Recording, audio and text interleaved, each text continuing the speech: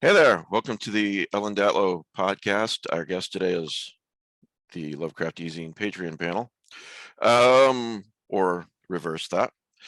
No one ever laughs at my jokes. Oh, that was a joke.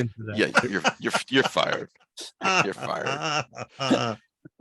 We are so glad you're here on the last podcast of the year. Next Sunday is Christmas Day, so I hope everyone has a great holiday. And speaking of Christmas, and we'll get to our guest in 1 second here, and we'll do introductions and then get to our guest. But speaking of Christmas, I'm going to put on the podcast probably tomorrow, maybe today, I don't know. Soren Narnia, my friend Soren Narnia, the guy who is a great writer and great narrator at Knife Point Horror podcast. If you haven't checked it out, you should. Start with there's DeBronzo. Start with a story called Staircase. If that doesn't hook you, nothing will. Anyway, he read H.P. Lovecraft's The Festival and gave it to me. He's got such a great voice, and that's like the typical Lovecraft Christmas story. It's kind of neat to listen to or read this time of year. So I'm gonna send that to all of you here in the audio podcast in the next day or two here. And then the other thing I'm doing on Tuesday night, for those who listen to old time radio, is I have a really great Christmas episode of Mystery Theater. I remember actually the night it aired. I listened to it when I was a kid, and it's a really great story, and just listen to the end because you'll be glad you did. It's one of the better Mystery Theater stories out there. So happy holidays, everybody.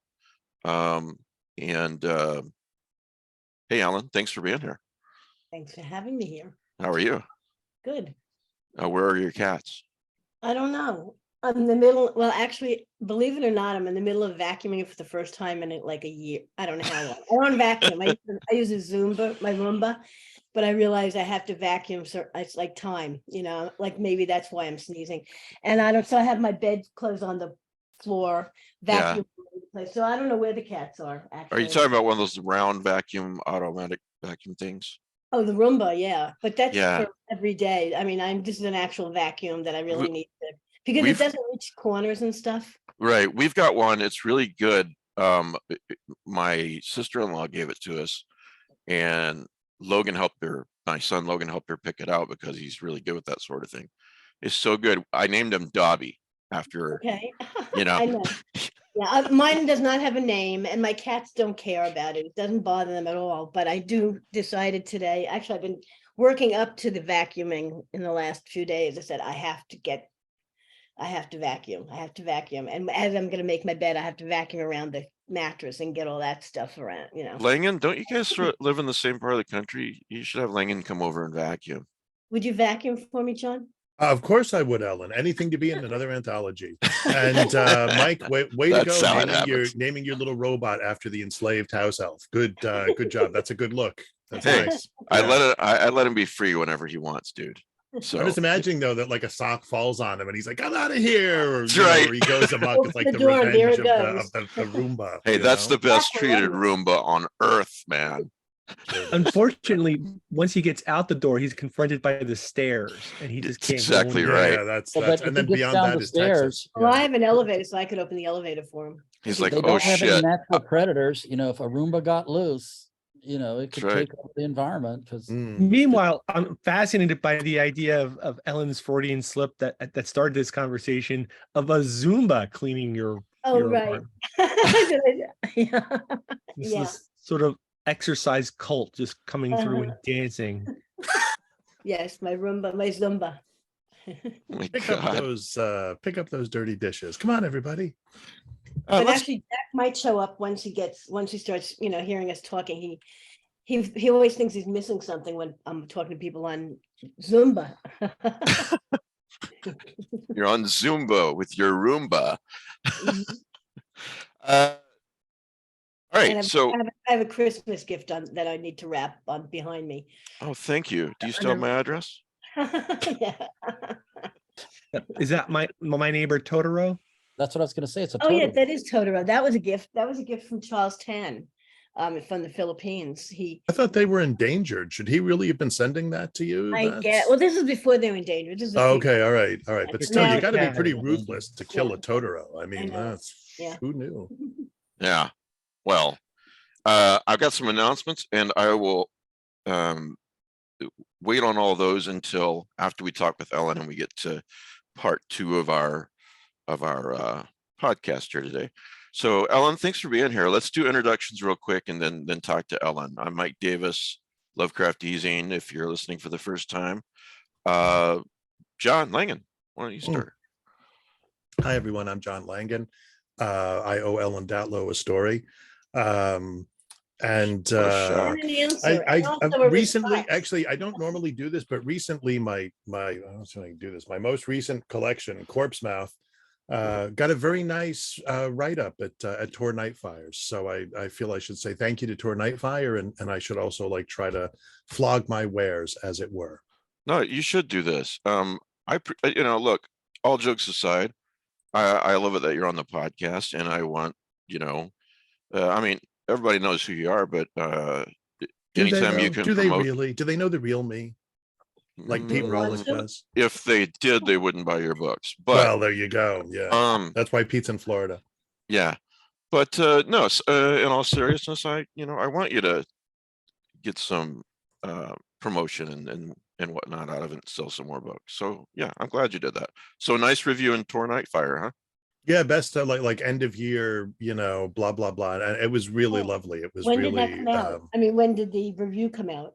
just the last couple days. Okay. Somebody tagged me. It was on online, and somebody tagged me, and I was like, holy cow. Yeah, it was made me That's even more wonderful. insufferable than I usually am. I don't know that is possible, but I'm Oh, really glad that you you'd got be the review. amazed. Yeah. Yeah. I dial it down for the Lovecraft Easing.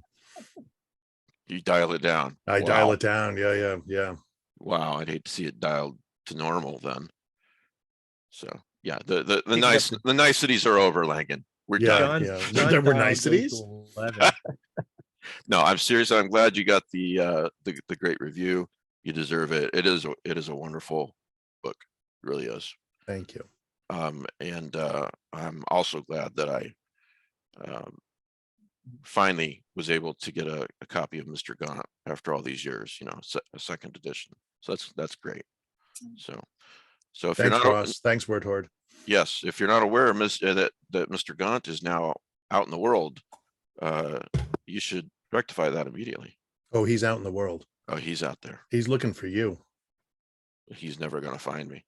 I sort of thought like people could be like me, maybe it's you, maybe it's somebody else. Yeah, it's Maybe it's Matt Carpenter. He thinks he's safe out there in the Midwest. He isn't. Yeah. Well, speaking of Matt Carpenter, you want to introduce yourself? Hi, I'm Matt. I run the Lovecraft Easy movie night currently. We are going to take a break for the next 2 weeks because that would be Christmas Eve and New Year's Eve, and that's just not going to work for family reasons.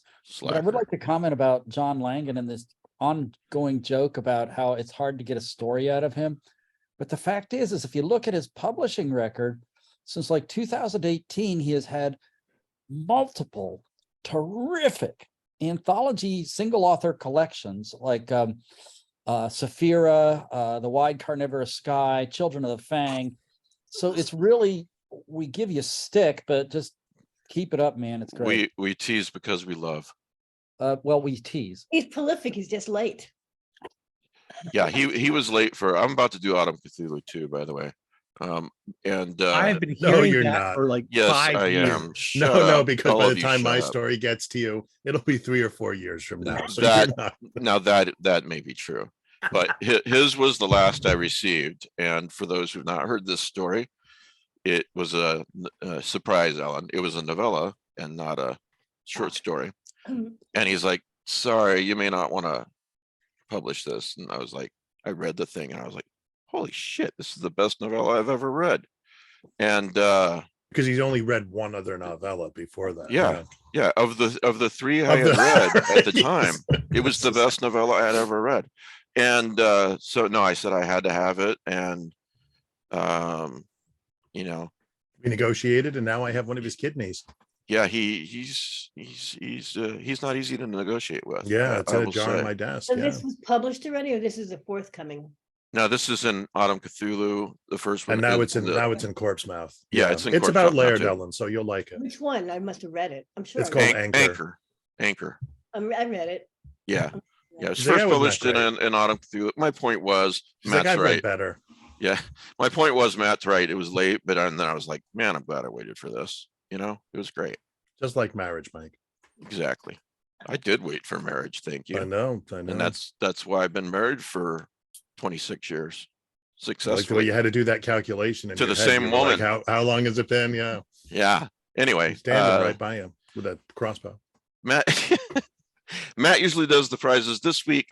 Thanks to listener and Patreon Seth Bradley, really great guy. He's offered a prize of the Blu-ray of Mad God, the film by animated film, not animated, excuse me. What's the word I'm looking for? Film by, yes, stop motion film by Phil Tippett. Thank you. And so, as Matt always says, send I'll have you draw, Matt, and then Seth is going to mail it. So, easyandprizes@gmail.com. Just put Mad God in the subject, and Matt will tell me who it is sometime in the next few weeks. You got 5 or 6 weeks to do it. Yeah, so figure by about the beginning of February, we'll have had the drawing. So Yeah. get it in before then. Easy, INE, prizes@gmail.com. Can I be late? Sure. I if you- would expect nothing less. Pete, What? Oh, I'm hey, good morning. I'm Pete Rollick. I write things, I watch bad movies, and I cook. see that self-satisfied look DeBronzo got on his face when you said, I watch bad movies? It just warms my DeBronzo's like, heart. DeBronzo's like, yeah, you do. I sold my soul to the Bronzo over the holidays. It's a newfound joy in my life. And I just hope it keeps going. Rick, Lay, writer and pulp magazine collector. and last but not least, DeBronzo. Hey, DeBronzo, anyone, you weren't coerced into being here today or anything, were you? Oh no, not at all. Okay. I don't need food on the table, so I just said, hey, there's a party over at the Easy, and so screw that work shit. Yeah, I sent him. He's like, I may not make it. I got some work, and I'm like, I send him a message. You can blow off work for 2 hours. I'm a bad influence, you know. Come on, you only have to drive like 60 miles tomorrow at 6 o'clock in Yeah. the morning. But hey, that's okay. My name is Mike DeBronzo. When I'm not here working on architecture. And actually, Mike, since you mentioned, I have a first edition Mr. Gaunt that John Langan has signed for me. So take that. That hurts. That really actually It hurts. does. I just Now I want to have let you. 2 kidneys. There you go. Got wanna another mention- kidney, John. Pete Rollick's lens flare is on point today. That's some 70s shit over in that corner. Yeah, he thinks he's in Star Trek 2009 right now. It's like 1979. man. Hi, Alan. Thank you for being here. Thank you. I think it's kind of appropriate that you're here on the last episode of the year, actually. Well, because, you know, best horror of the year, all that kind of That's stuff. true. Yeah. So, so best horror of the year 14, I believe it is. Hmm. And that comes out in 2 days, right? Yes. Apparently, at least some bookstores already have it because someone Oh. showed a picture on Twitter. So Oh, that's nice. Yeah. So I guess it's kind of out. I mean, the ebook came out a few weeks ago, apparently, like in late November. So yes, it's out now. Oh, Or any second. looking on Amazon. Yeah, I think the ebook came out like November something. I forget, 18th. Oh yeah, if you go to the paperback, it says pre-order, and if you go to the Kindle on Amazon, it says buy now with 1 click. So yeah, you go. You don't have to wait till the 20th, folks. You can get it right now. Or if you go to a bookstore, you might be able to find it too. Yes, absolutely. So pardon me, I don't know if I've got COVID, a cold, allergies. I know I don't have the flu. I have no temperature, so, you know. Okay. Well, I'm sorry you're not feeling well. Yeah, well, it's just my usual sniffing, Yeah. mostly. Oh, well, why don't we start off with that then? The best horror of the year. You know, however you want to talk about it. I'm sure you don't want to go over each and every story or anything like that, but No. just you know, maybe tell us about a few of the stories or authors or whatever you want to say about it, I Okay. guess. Okay, well, I mean, you know, it's interesting because I always try to do a roundup at the beginning, a roundup, but kind of an update at the beginning, status thing, how many male to female writers, where they come from, and who is new to the book. And I'm really pleased. Well, I mean, this is something I don't even check out until I finish the book, finish picking the stories and writing the summary up mostly. And I usually have at least 5 writers who have never published before in a year's best, or even published at all, or maybe not even heard of, which is always something that I'm happy about. You know, so, and there, you know, there are a couple of stories. There was a story by a guy, Gerald, I think Gerald McCown, I'm not sure how to pronounce it, from Northern Ireland. It was a book called The Black Isle or something like that. And I'm not sure, I can't remember where he's from. He probably was from Northern Ireland, but I don't think he's living there now. Okay. And his story, you know, I mean, there were 2 stories from that book that I was tempted to take, and I ended up taking his. And it's a psychological horror story. And I was just happy to see stories from that, from a different perspective. You know, you know, I see Irish stories. Who's the Brian Showers publishes Irish, an Irish Swan River Press. nonfiction, Swan River Press. Yeah, but he does a nonfiction magazine too, that like the title, that covers Irish material. So yes, Swan River Press is really good, but it's Ireland, and it's more Southern Ireland. I mean, so to have an anthology that came out of Northern Ireland was kind of interesting. You know, I just I like what I bought, you know, and you asked me a little bit about the honorable mentions. I'm not going to talk about the long list. The long list just means that there's stories that as I read, I noted them, that I liked them enough to mention them, you know. Sure. And sometimes, and often in that list, even though that long list does not appear in the book, those names usually do when I talk about where they come from. You know, when I talk about the magazine, like Nightmare or The Dark, or Black Static, you know, I'll say they had really notable stories by these authors, and those are the stories that often end up on the long list as well as the short list. The short list is like 100 stories, I think, that 50 or 100, I can't remember. Then those stories, the ones that make the honorable mention in the actual book, are the ones that were on my short list for reading. Like at this point, towards the end of the year, I'll have to start seeing what I've got, you know, as asterisk as far as what I like, and I will start rereading them. And that's usually, I end up with at least twice the wordage that I can use. So that's when I start eliminating stories. And those stories, like I'd say, most of the stories on the honorable mention list are the ones that I eventually eliminate from the final book. So they really are a short list of what I was considering when I'm rereading everything. So if I'm understanding you right, we sort of have 3 categories here. We have the stories that made it in the book. We have the stories that, you know, That almost made it in the book. And so those are what you call the honorable mentions. And then you have the long list, which, by the way, folks, if you want to look at that long list, you can go to Ellen's website, ellendatlow.com. On my blog, and it's on Facebook. I you know, link to it. The long list is useful because it kind of gives a feel for where I'm reading, you know, because even if I'm not choosing any of those stories, they're definitely venues that have horror, or even if you don't think they do. I mean, those are more the stories like from Asimov's, or places that you don't think would have, or very, very small publications. Yeah. You know, so in a way, it gives you an overview of where horror is being published in the year, even if it's 1 or 2 stories. So that's good for the horror reading public to know, and they can seek out those publications as well. which exist or don't exist anymore. Yeah. I mean, The- Black Static, unfortunately, the last issue did not come out this year. They didn't make it. They're going to have the last issue will be out early in 2023. And that to me is devastating because to me, Black Static has been the most regular, really good horror magazine that's been going on for the last, 10, 15 years. And I'm really devastated that he's closing it down. Yeah.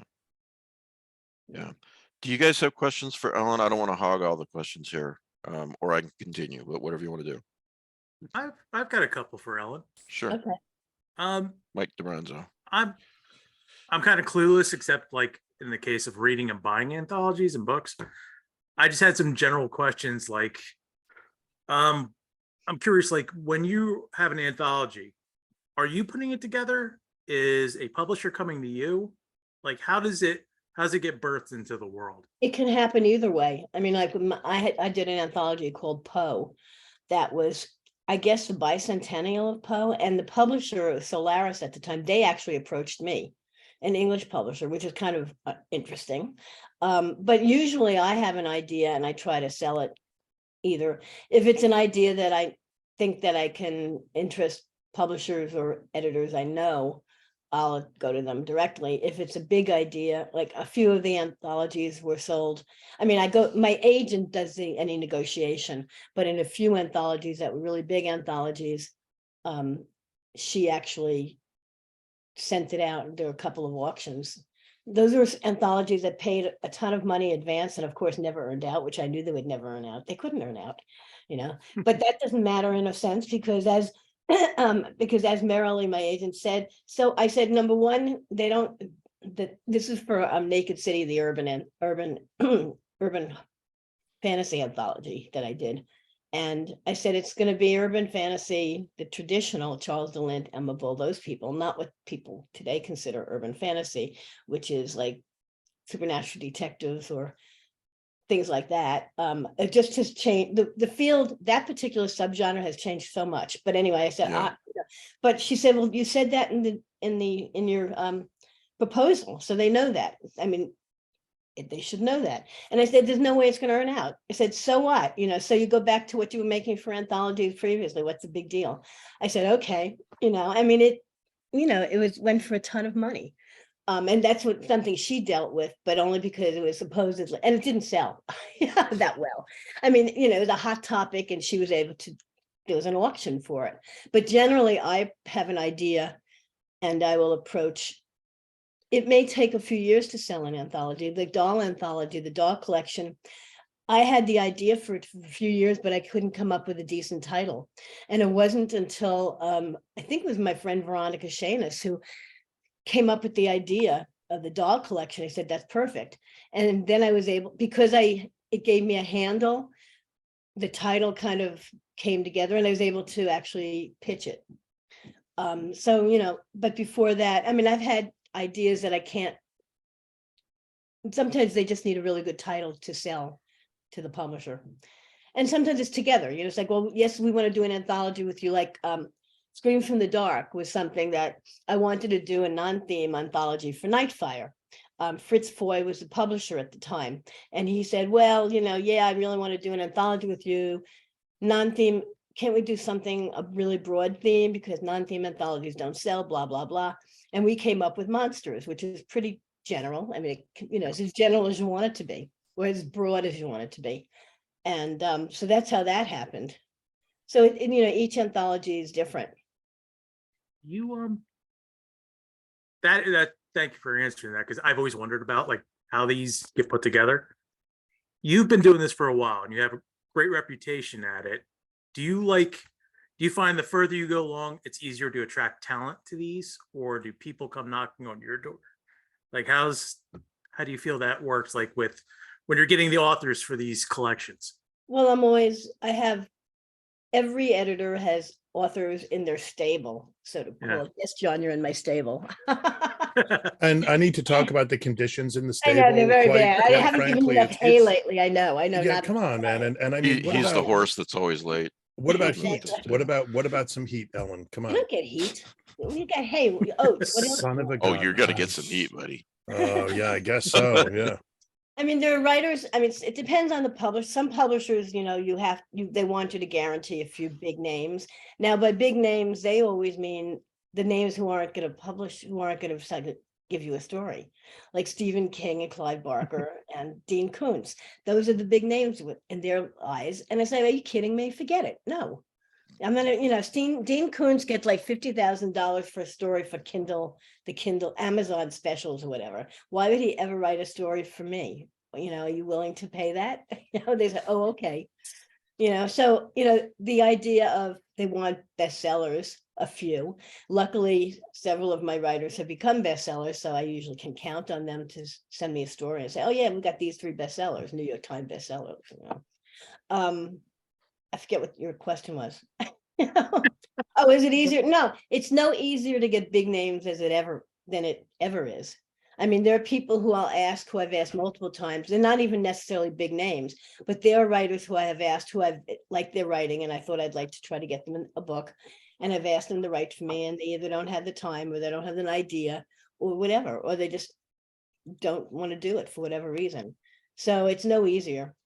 I mean, do you ever, oh, I'm sorry, go on. I didn't mean to interrupt. I was going to say, I had an advantage working for Omni for many years because we had a big budget. We had a lot of money. So during that early time of my professional life, when I was editing short fiction for Omni, I was able to pay a lot of people a lot of money. And that residue helped me get people to write for my anthologies early on. If you understand what I'm saying. Yeah. Do you ever get, and most people don't have that advantage. I mean, I had that advantage that I met Joyce Carol Oates through doing publishing on Omni. And after that, I was able to get stories from her all the time, a lot, very often. Sometimes you create the relationship carried over to anthology. Oh, that's great.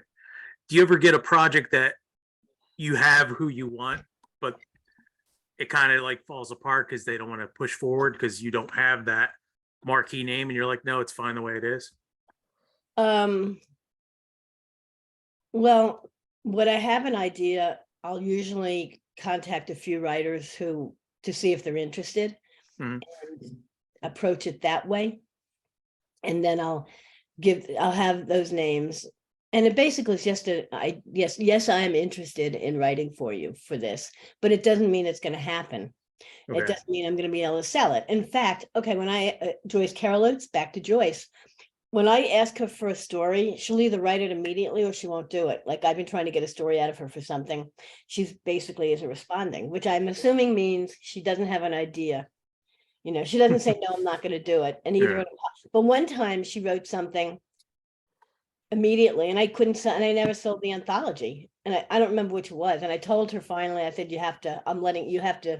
I can't hold it any longer. I can't sell it someplace else. And she did. So, that happened too, but most people don't write that quickly. They don't have an idea like that. It's like, yeah, right now I'm doing it. Here it is. It's like, I'm not ready for it, sorry. And I've had a lot of, the thing is when I go to a publisher with an anthology idea, I come with the writers. I come with a handful of writers who, yes, these people I can get to write for me. But then again, once the deal is, unless it's in the contract, occasionally Titan makes me put things in the contract where I need like 4 out of 8 names. Okay. And I know I can get at least 4 of them, but then there are people who say they'll write a story and then it doesn't happen for whatever reason. Life happens, or they don't have an idea, or they don't have time or whatever, or I turn it down because I don't like the story. It didn't work for me. And that's hard because, and that happens more with writers who I haven't worked with before. When I'm taking a chance on someone, when I like their work, I want to get them in the book. So I said, would you write some, I'd love to see a story by you. And then it doesn't work. And that's kind of heartbreaking. I don't know how they feel about it, but I feel bad. I feel badly. Of course you would.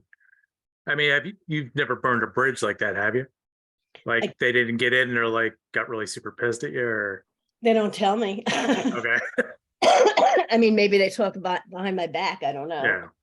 Well, and then it happens if they did get pissed. I would think it's natural that it hurts, but it's also, it's part of the business too. It'd be unprofessional to be. Right. I mean, I remember, okay, now interestingly, Carl Edward Wagner on a panel with me once said that if someone said they wanted a story from him and they turned it down, he'd be furious because they knew what they're going to get. And it's like, oh boy, you're wrong. You are so wrong. But I wasn't going to get into an argument with him. It's like, that's not how it works at all. I'm not obliged to take your story just because you wrote it for me. It's like, how could you feel that's true? But I don't know. I don't know what if people did turn down stories by him. I have no idea. And what his actual reaction was if they did. Yeah. But everyone's had stories turned down. I mean, Stephen King's story. Oh God, I forget the title. He finally published it. I think he published it someplace, maybe in a collection, or maybe he didn't publish it. It was a disgusting story that Doug Winter, I think, turned down for one of his anthologies. It was, I remember it must have been published because I read it someplace, and it's pretty icky. It's not that one about where they're stuck in the. No, it's weeds. about a cleaning lady who gets fucked by someone's semen on a bed or something. I mean, if you may have to censor this, I don't know. Yeah, that no, was they're pretty used to it. The that was title in the of that? Night Visions, like when they had those Night Visions It actually anthologies. came out. He published it. It was one. There were like 3 stories in there, and that was one. And there was one about a haunted toilet, and I can't remember what No, the that's other not one that. was. What's you don't remember the title? I remember the I haunted don't, but I know the toilet. one you mean. It's the cleaning lady, and there's the famous like Norman Mailer kind of writer, and he jerks off on the bed, and she, I mean, I'm sorry, and she was like black also. I mean, the right. whole thing It was so- just kind of like, it's kind of dude, repulsive in many ways. right. And yeah, and I think Doug Winter turned it down. It's a hell of a drug, cocaine.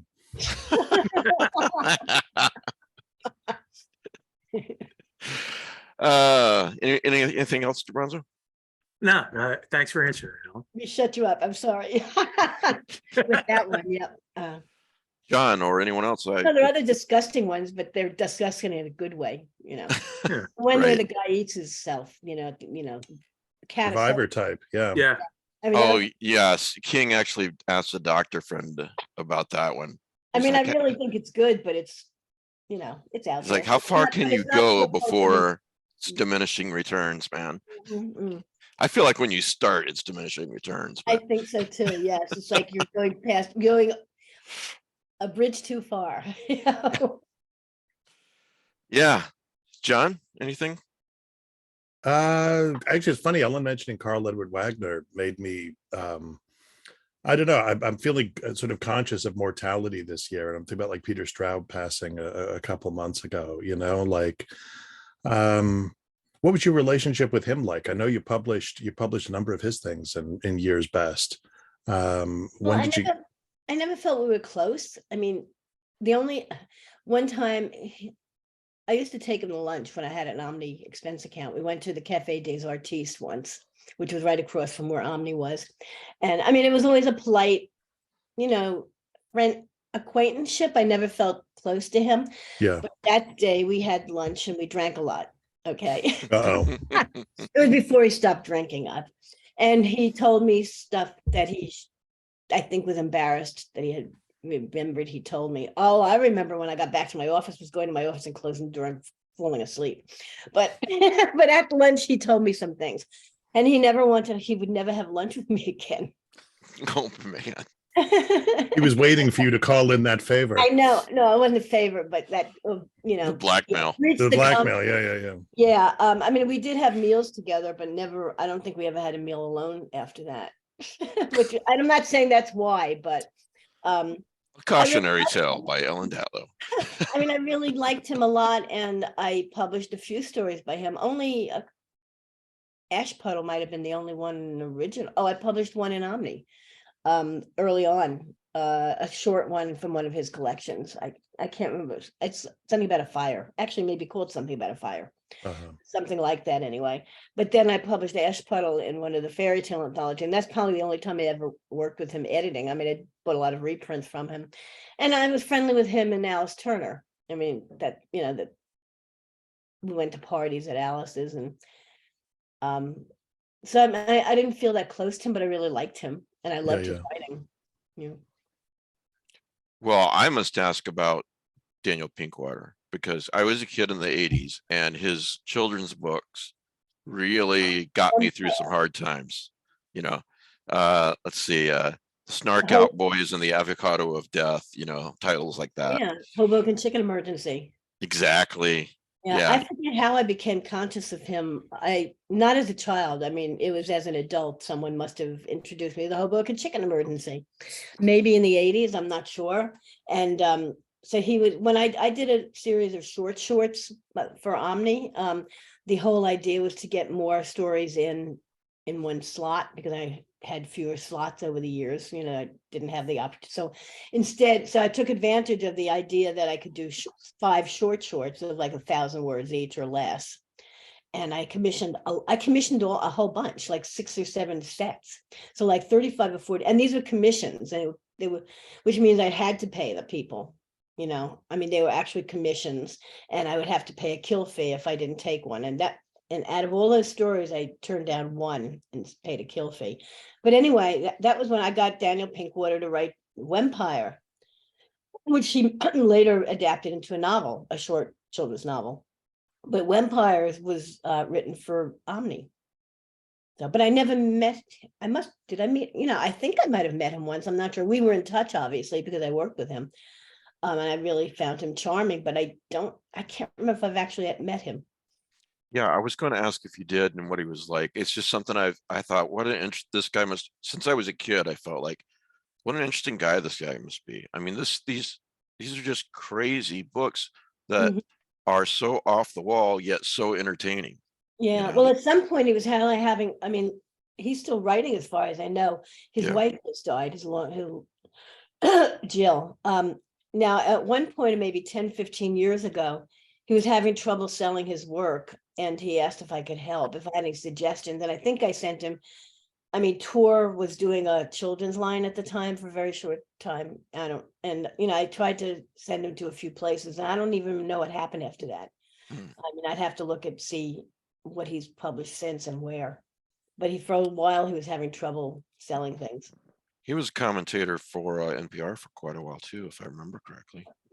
I think so. Yeah. Yeah. I'm thinking I must have met him because I remember seeing him. So I'm, you know, not just a picture of him. So I must have met him at least once someplace.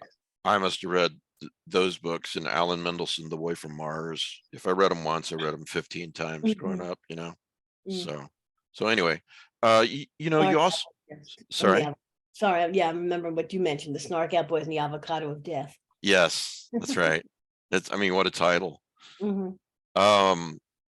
Oh, and those are on Audible, and he reads them, by the way. Oh, but that's great. Yeah. It is great, but he talks very fast, so I have to like put it at 0.8 at 80% of, you know, to listen to it. Yeah. So, but it is great to listen to. Yeah. I mean, just to the aside, I got other people in Omni that way by doing those shorts. T. Corrigus and Boyle, Patricia Highsmith. It wasn't a very good story, but it was okay. And it was Patricia Highsmith, for Christ's sake. Yeah. So I got some interesting names in there that I wouldn't have been able to otherwise. Well, speaking of interesting names, and I do want to briefly go back to Best Horror of the Year 14, but William Gibson, Dan Simmons, Mark Laidlaw, who we know, and Ted Chiang's first story, but you published early stories by those guys as well, right? Yeah. Yeah, Ted's first story came to me through Tom Dish, who recommended it. He was teaching Ted at Clarion. And I think Ted had actually written it before he got to Clarion, and Tom said, you got to read this. And I did, and I bought it for Omni. Which one was it? I don't. Tower of Babylon. Oh, yeah. Yeah. And then I turned down a few because they were too long. For Omni, we couldn't publish longer, you know, really long novelettes, and certainly not novellas. We did eventually over time. We published them in parts, which I hated doing. But and then the only other thing I bought by Ted was 72 Letters, which I bought for Vanishing Acts, my endangered species anthology. Yeah, for those, most people probably know, but for those who don't know, I'm blanking on the story, but it was the basis for the movie Arrival. I think the story of your life. Yes. Like that, yeah, which is such a touching. I never read it. I should read it. I know, but when I say this, I'm talking about the movie too. But it's such a touch. Did you watch the movie? I saw the movie, yes. Yeah, it's such a touching movie. And, you know, Mhm. my wife is not into horror, not into sci-fi, and she loved it, you know. Mhm. Um, Yeah, so, yeah. and I, you know, several years ago, I bought a couple of his collections, and I was like, God, I don't know why I haven't read this guy before. He is so good. Yeah, You yeah. know, that one time, that Babylonian, I think, time travel story alone was amazing. Mhm. I can't remember any titles today, but yeah, it's neat that you published this first one. Um, and then did you publish some Clive Barker right when he was starting? Yes, yes, from his books of blood. I published Dread. No, I'm sorry, I published Books of Blood and oh God, the one where they're playing dice, the frogs are playing dice. I blank on the title. Yeah. Yes, I published 2 stories of his first American publication in a magazine. And that brings up a story that the FBI once visited towards the beginning of Clive's career at Omni. Okay, I got to hear this. And they really looked like what you expected, those shoes, you know, and that they wanted to see me. It's like, okay, why? Do you know Clive Barker? I said, yes, he's my author. And we got a report. They got a report. All right, someone in prison's wife claimed that Clive Barker was really her husband. I mean, in prison. I don't remember the exact details. And I said, I know he's English for one thing. I wasn't going to say he was gay because that was not out at that point. I said, no, I've met him. I think I met him. And he said, I know he's English. This is not the same person. I mean, I don't know what they wanted with the fraud. I mean, I don't even know what the hell was going on. But Yeah. they said, okay, we had to follow up on it. I said, okay. And I'll have to tell you, whatever, even if you've done nothing wrong, you feel guilty. If the FBI comes to call, you feel guilty. You are, it's anxiety provoking. I bet it is. What decade was this? Well, it must have been right after we published those stories. So early 80s. Wait, Okay, when did 85? I don't know, when did Books of Blood come out? 85? something like that. It's Yeah, I think it early was 80s. 85, 86. Yeah. So that's when, yeah, it would have been right after those stories came out in an Omni. So it was a little early for one of them to go Mulder, Fox Mulder, you know, or anything like that. Right, yeah. And Dan Simmons, I published he wrote 2 stories around the same time. The zombie story, which appeared in Twilight Zone, and the story that I bought, and I can't remember the title. The I dare something I do not dare to dream or something. It's a quote. Eyes I do not dare to meet and dream. It's something like that. It doesn't sound right, but something along those lines. And I think Ted Coyne and I bought the story at the same time. And the other one was The River Styx Goes Upstream. And anyway, so Twilight Zone had a first story contest. So even though we bought the stories around the same time, I let him publish first so that Dan could win that prize. I do not dream to that. Isn't that weird? I don't know. But after that, I published Carrying Comfort in 2 parts because it was long. And the reason he wrote the novel, I don't know if he's written, I mean, I remember he put it in one of his interests saying that the only reason he wrote the novel is because I said, well, you can't write a novel out of this because everyone dies. And he did. He wrote a novel anyway, a very large novel. He was like, Ellen, challenge accepted. Exactly. And I published other things. 2 minutes, 47 seconds was one that was commissioned for the shorts. And that was actually 2,500 words. It was terrific. It's at the Challenger explosion. It's brilliant. Was that story Babel's Children? Yes, thank you. The Clive Barker, yes. Who just said that? Pete Rawley. Oh, yeah. Yes, that's it. Thank you. Isaiah dare not dream, sleeping. Geez, that's like really bothering me. Isaiah dare not. All right, I'm gonna have to Google it for you. I have it on I have all my files and I can have a list of it, but yeah, I dare not see in dreams. It sounds wrong. Let me see if I can. No, I still don't see it. I can find it in my Word files. Hang on. I can find it because I have all my Omni files. Otherwise, it's going to drive you nuts all the No, rest of I will have it here. Hang on a second. I will tell you what it was. Okay. Hang on. Simmons, where are you? Simmons. Okay, come on. Eyes I dare not meet in dreams. Thank you. Yes. Oh, I like that title. Yeah, well, I'm sure it's a quote from someone. I think it's a T.S. Eliot quote, I think. Sounds like a quote, yeah. Yeah. Someone has a question. Yeah, Yeah, let's right let here. Matt talk. No, well, it's like, I always find this best horror of the year retrospective interesting, but I'm also kind of wondering, you've always got an eye in the future. What have you got coming up in the next 6 months or so that you can tell us about, You mean that? books you mean wise? That Do you have like anthologies coming out, or that I have coming out, you mean, or Yeah. that I see Noah's coming out or coming out? no, what you're You. working on? Your stuff. Oh, okay. I have a few novellas. I mean, I've been editing novellas for Tor.com, acquiring a novella. And I had 4 out this year rather, and have at least 1 or 2 coming out next year. One is horror. It's a Cassandra Claus, The Salt Grows Heavy, which is about a really vicious mermaid and plague doctors. It's really weird. I mean, I don't know if you read their novella, Nothing But Blackened Teeth, which it's so like hotcakes. It's done really, really well, but it's gotten very, very mixed reviews. And so it's like, who cares? It's selling like 40,000 copies. And, Right. it's like, Right. Cassandra don't mind it. Some people hate it and some people love it. This is not like that at all. However, I'm sure it's going to also have a divergent point of view. And it's actually pretty romantic, despite the fact that the characters are a vicious mermaid and a plague doctor. I haven't told you this. Yeah. You've been doing this for a while, but I haven't told you this, how neat I think it is that you're doing novellas for Tor, because I love people. Yeah. I love novellas. I mean, think they're basically, important. yeah, I mean, I'm glad Tor started this program. I mean, it started around, I was just looking it up because I was doing an interview for someone. And the first the novellas, we did them online.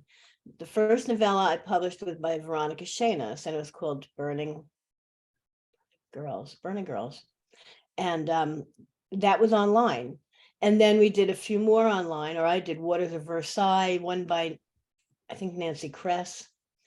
And then at a certain point, they decided we're not doing the novellas online. We paid by the word when it was online, so it got pretty pricey. And then they decided to do them as books. They decided to create a book program. And I think one of the first, if not the first, was The Ballad of Black Tom. Right, Victor. I had gotten, and it was a discussion, are we going to put this online, or are we going to make a book out of it? And we decided, with Victor's permission and his agent, I'm not sure how happy the agent was, but we're going to make a book out of it. And that's what happened. We did an ebook and a paperback. And in fact, it's done so well, it's become a classic already. We just went back and made it into a special hardcover edition. So, but that, I don't know. So whenever that came out, maybe 5 years ago, 6 years ago, that's when the novella program actually started taking off. And now it's just constant novellas coming out. As I said, I had 4 out last year.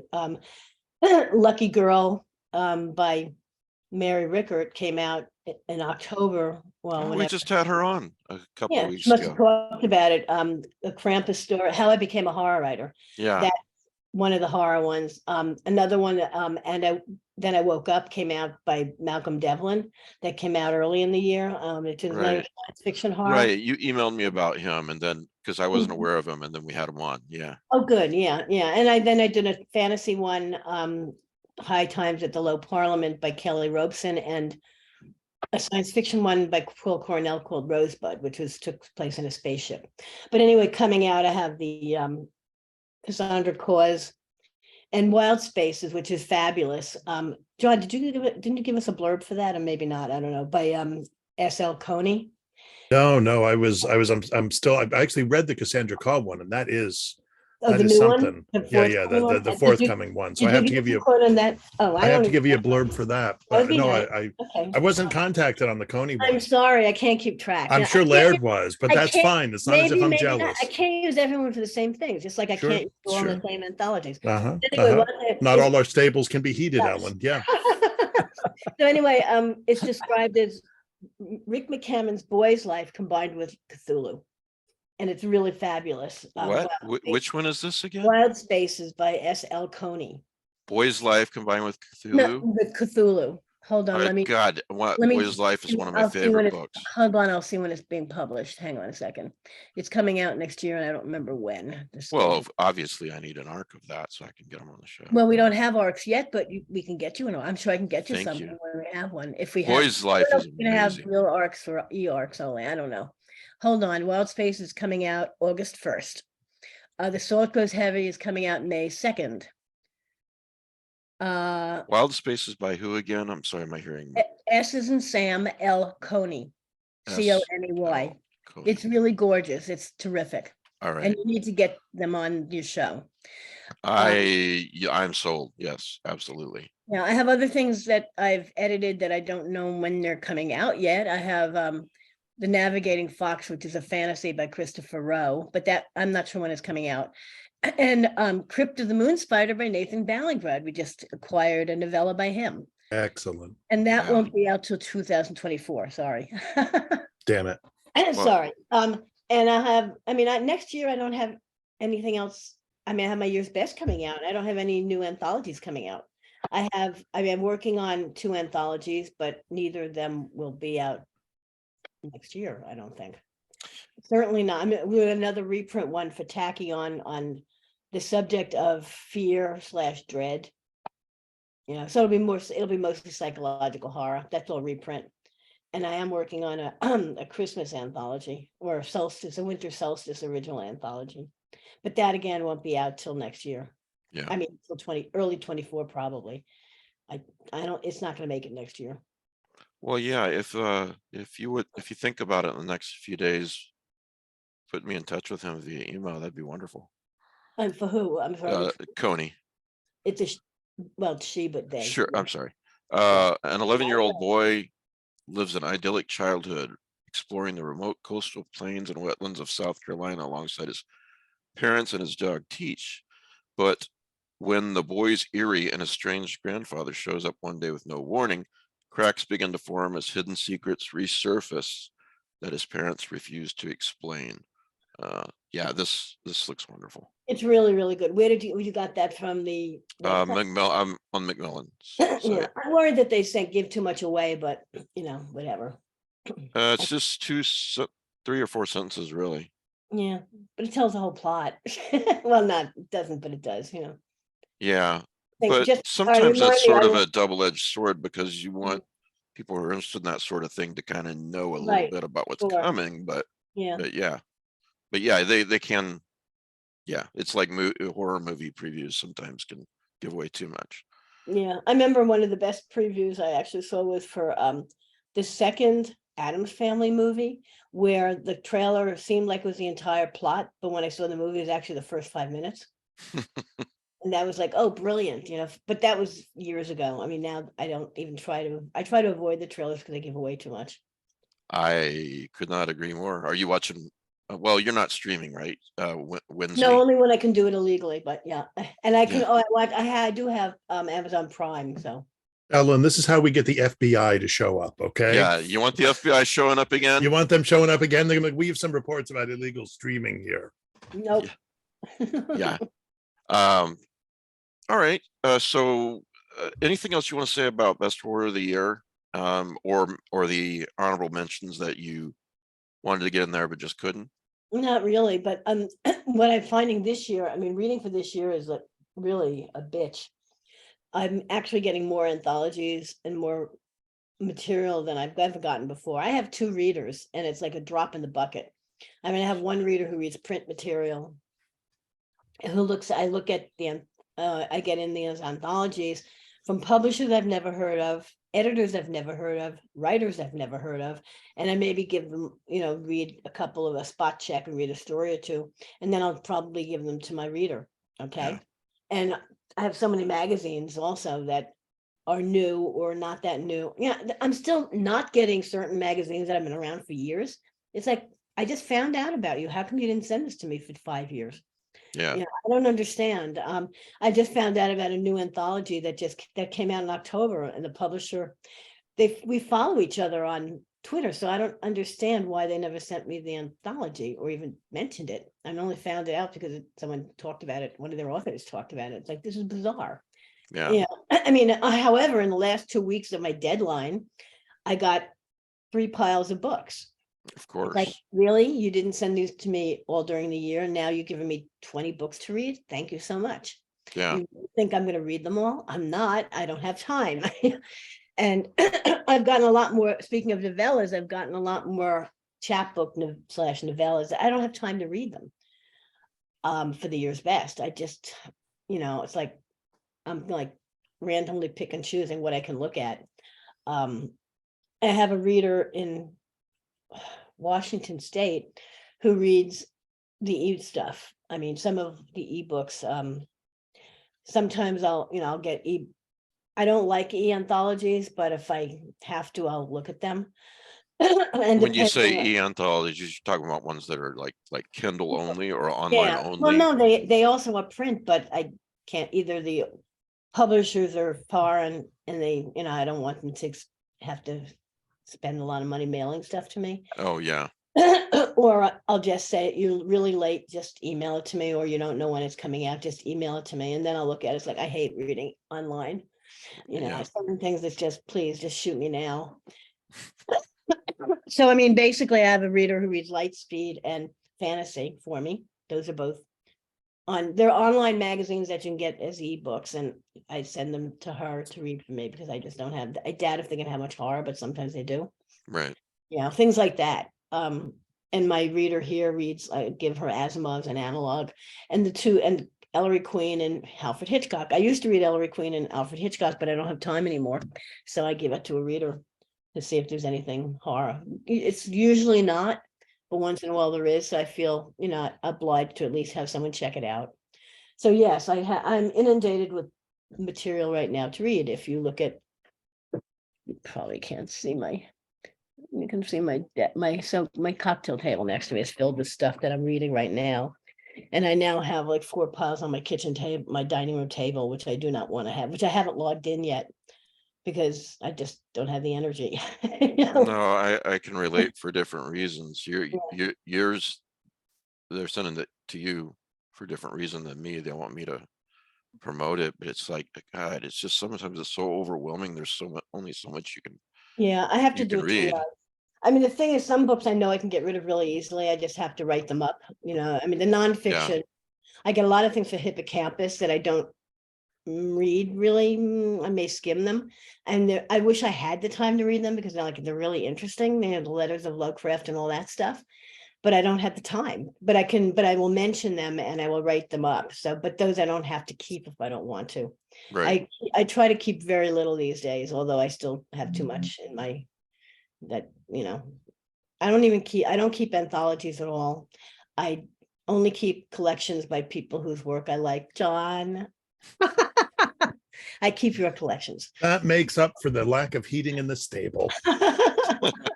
Actually, though, that's what she does. She just uses them to line the stable, and she's That's like, "Here, true. look at your own book. Let this keep you Let's warm." heat it up. Yeah. Wait a minute, she's burning your books to heat Exactly. the Let me stable? burn this for fuel. Well, before we're done, you want to talk about Screams from the Dark? Yeah, I guess. I don't know. Well, it's long. It's a big book. It's not as big as Echoes, thank God. Echoes was my ghost anthology. That's huge. And it's huge because my editor kept saying, yeah, big, we want it big. Yes.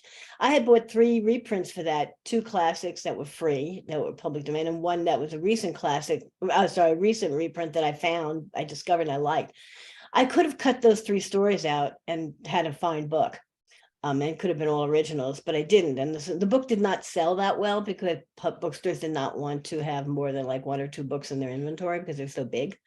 So anyway, when Fritz Foy and I talked about the anthology Screams from the Dark, he was saying, I want it big. I said, not as big as Decco's. Nope. I mean, that's like 250,000 words or something. I said, no. He said, why not? I said, because it won't sell. He said, yes, it will. It'll sell forever. It'll be like, I want something like The Weird, like the Vandermeers. That's like, those are reprint anthologies anyway, but that's besides the point. And so we came to an agreement of, I don't remember how long it is, but it's long, but not as long as Echoes. And I find it's actually harder to edit, to put together a long anthology. With over a certain amount of stories, 20 stories or so, I have a hard time organizing it because Yeah. I can't keep the stories all in my head. I mean, I have to go back and look at them anyway, the beginning, so I can get the feel for them to know what order they belong in. But with the longer anthology, it's harder.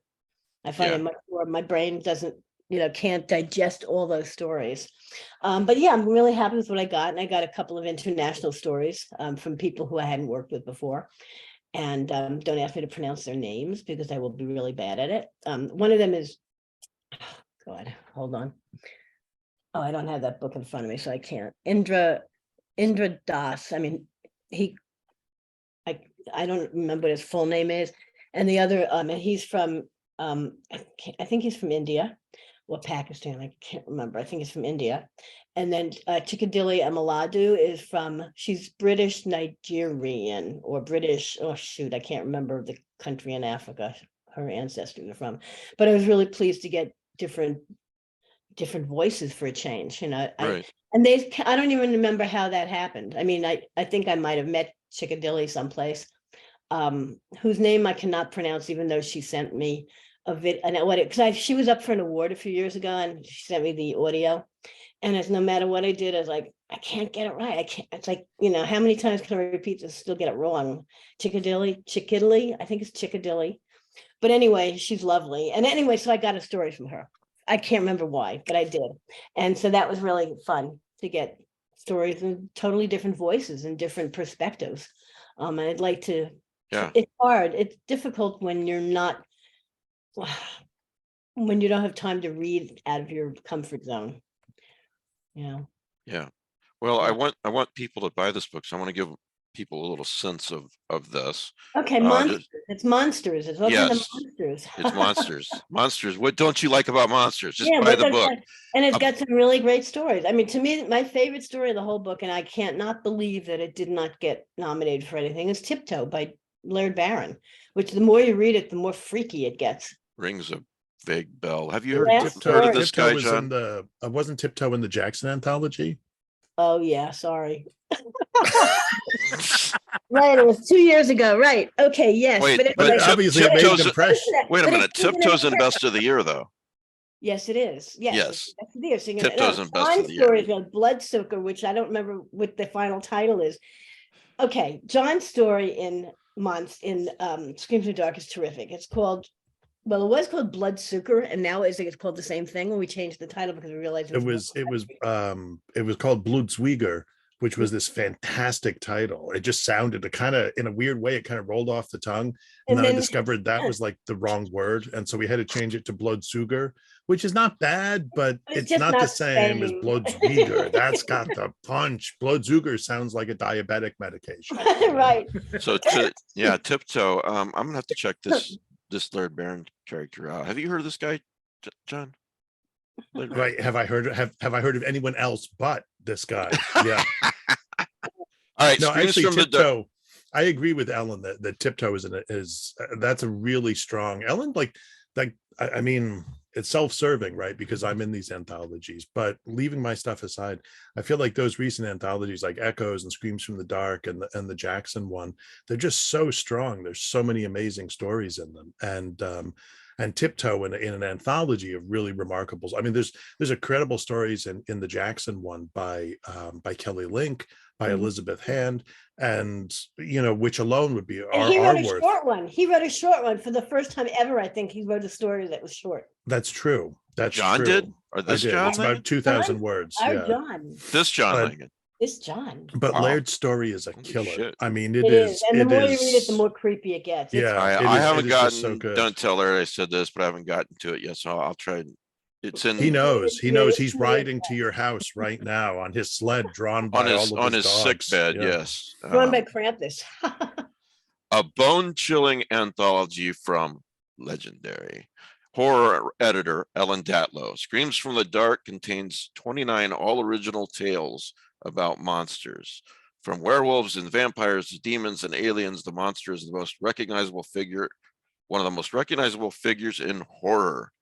But what makes something or someone monstrous? So yes, pick up this book. Pick up Best Horror of the Year number 14. That has Tiptoe in it. If these guys have not sold you on Tiptoe yet, so you should read it. I can't wait to read it. Anything else? Pete Body and Rick. Shocks. Body Sorry. Shocks was out too. Body Shocks won the Splatterpunk Award. But Body Shocks. One of these guys will have to sing its praises. I'm not into You're not body into horror. No, I'm sorry. I'm not. Okay, that's okay. Yeah. So, but You heard Not- Ellen judging you though. You heard the way she said that. I That's know. okay, Mike. So- Not si- extreme horror. I mean, it's silently actually- judging you, No, David. but it Not so actually- silent. Yeah. Well, to me, it opens the doors to what encompasses body horror. It's not extreme horror. I mean, that's not everything. I mean, yes, some of the stories are pretty offensive, but they're not like, I don't consider any of them really extreme horror. Okay. You might actually get a kick out of it, Mike, as some of the stories, maybe. I could vet it for you. You have to tell me what your sensitivities are, and I'll say, okay, don't read this one, read that one. Mike's the most sensitive guy you'll meet. Let's face it. Yes, I'm very sensitive. Well, thank you, Ellen. Before we go, before we let Ellen go, I mean, Rick and Pete, you guys have been quiet. Do you have anything that you'd like to ask Ellen before we let Yeah, her I get got back to her day of vacuuming? Rick, yes. We were talking about Alice in Wonderland. Yes. What? And I see you edited an anthology called Mad Hatters Mad and Hatters. Chairs. have you ever sort of issuing a sequel? No, I don't think it did that well. But also doing a sequel to it, it usually doesn't work that well. I did a sequel to Alien 6 called Off Limits, and it didn't really sell. And I must have done others, I can't remember.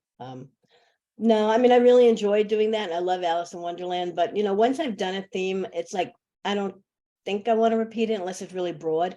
And the Alice theme is not broad enough to want to do another book of it. No, so probably not. But So do maybe I love- shouldn't do Autumn Cthulhu too, John. But I do love Alice and Through the Looking Glass. They're my favorite, the books that I love, and the art. I always love the art. No. Thanks, Rick. Pete, anything? No? No, I- Ellen's been talking and answered all the things that I could possibly There ask. you go. I do want to point out one thing. Ever since Ellen said that John's in her stable, the first image in my head was John walking the streets of New York, trying to like prostitute his books, going up and down.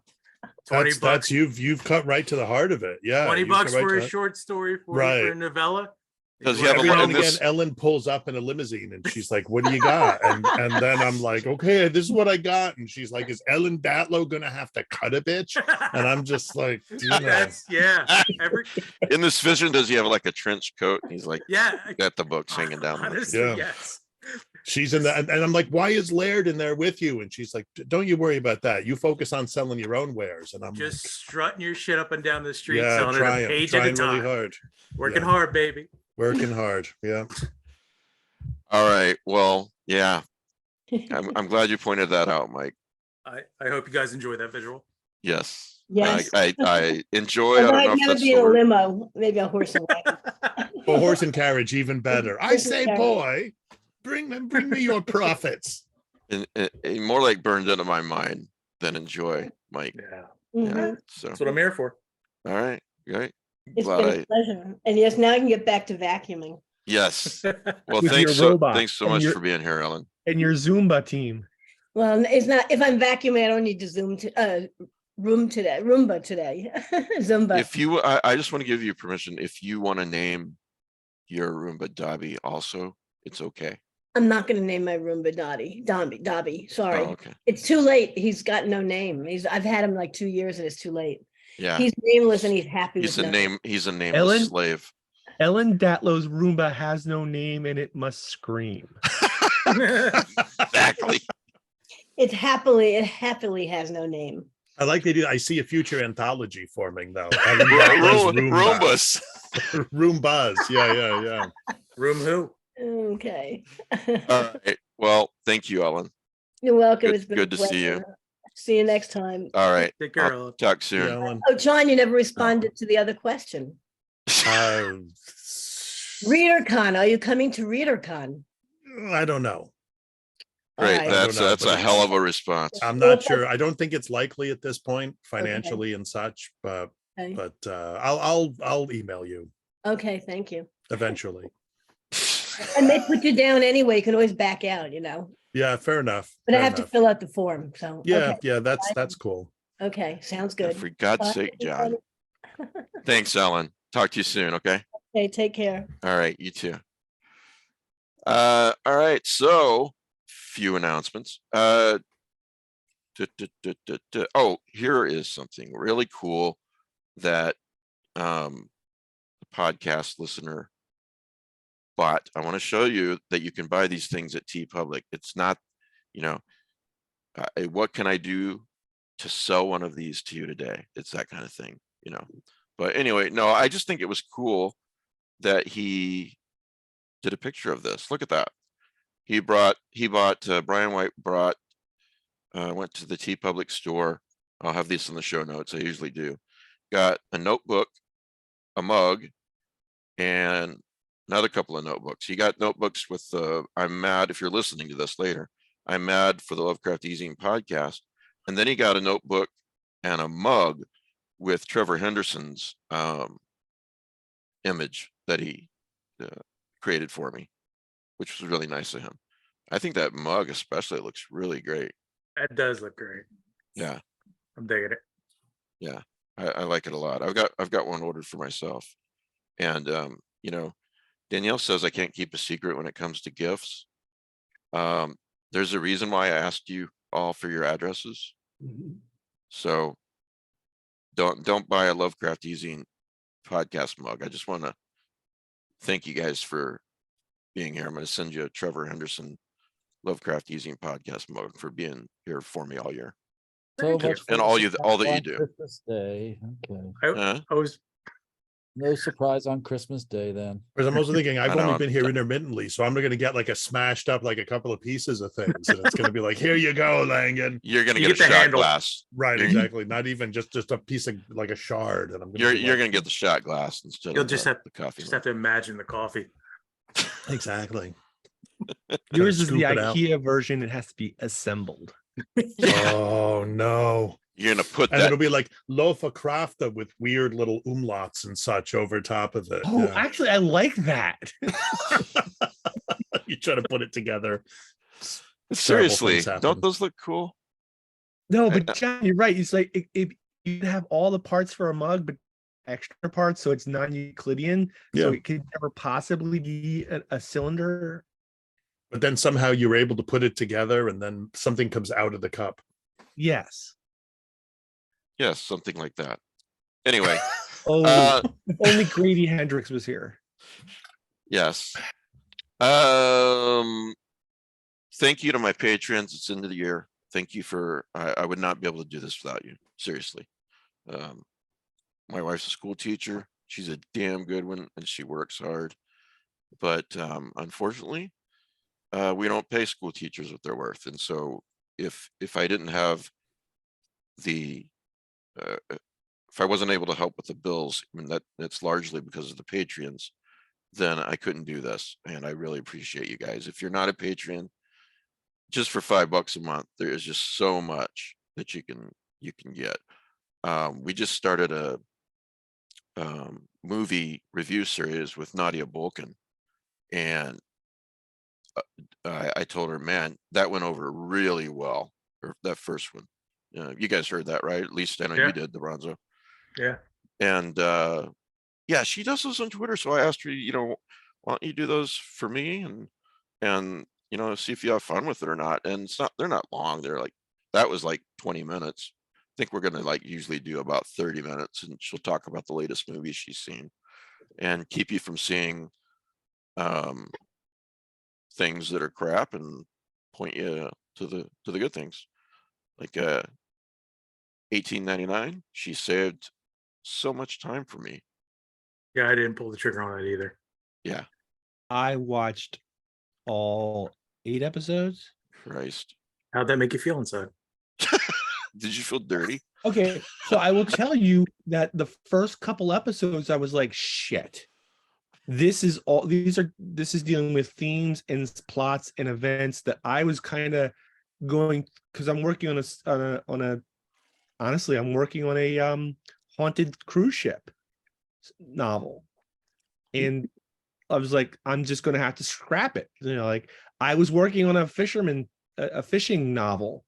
But And John Langen's already done that. I know, I scrapped it because he sent it to me to blurb. Bastard. So I was like, so for the first couple episodes, I was like, okay, I have to, like scrap my whole novel.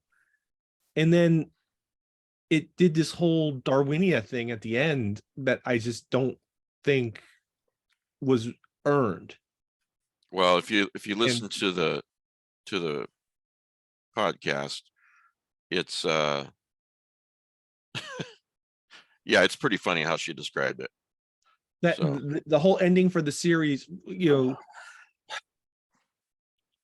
I just, there was no foreshadowing of any of that, and it's just like, it was just, I don't know, red herring after red herring after red herring, and nothing ever made any sense.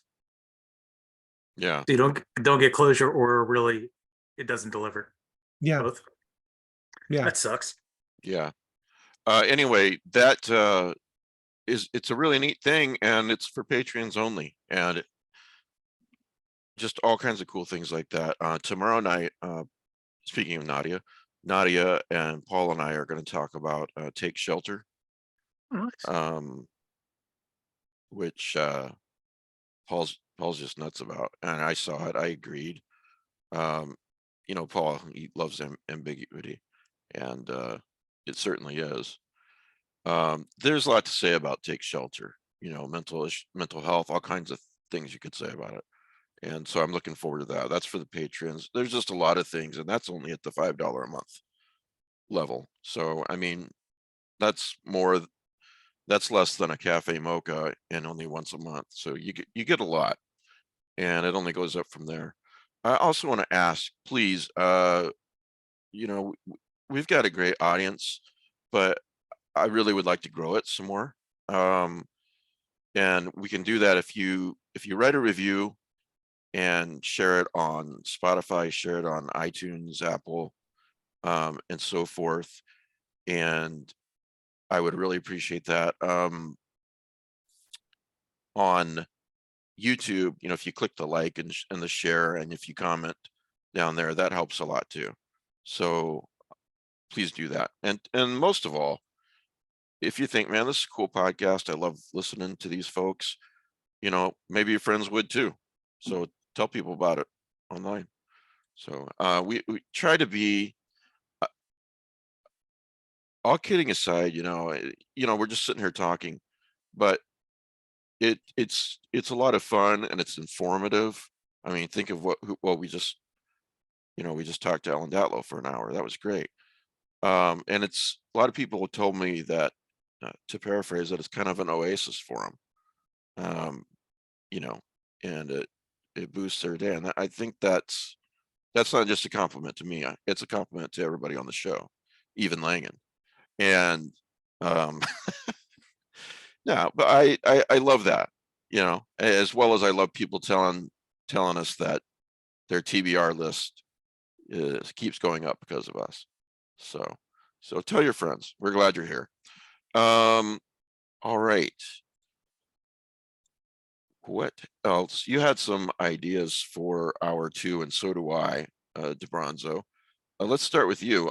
James 1, Robert McCammon's Stinger as a series for Peacock. You want to talk about your thoughts? I read that. I haven't read the book. I'm like on page 70.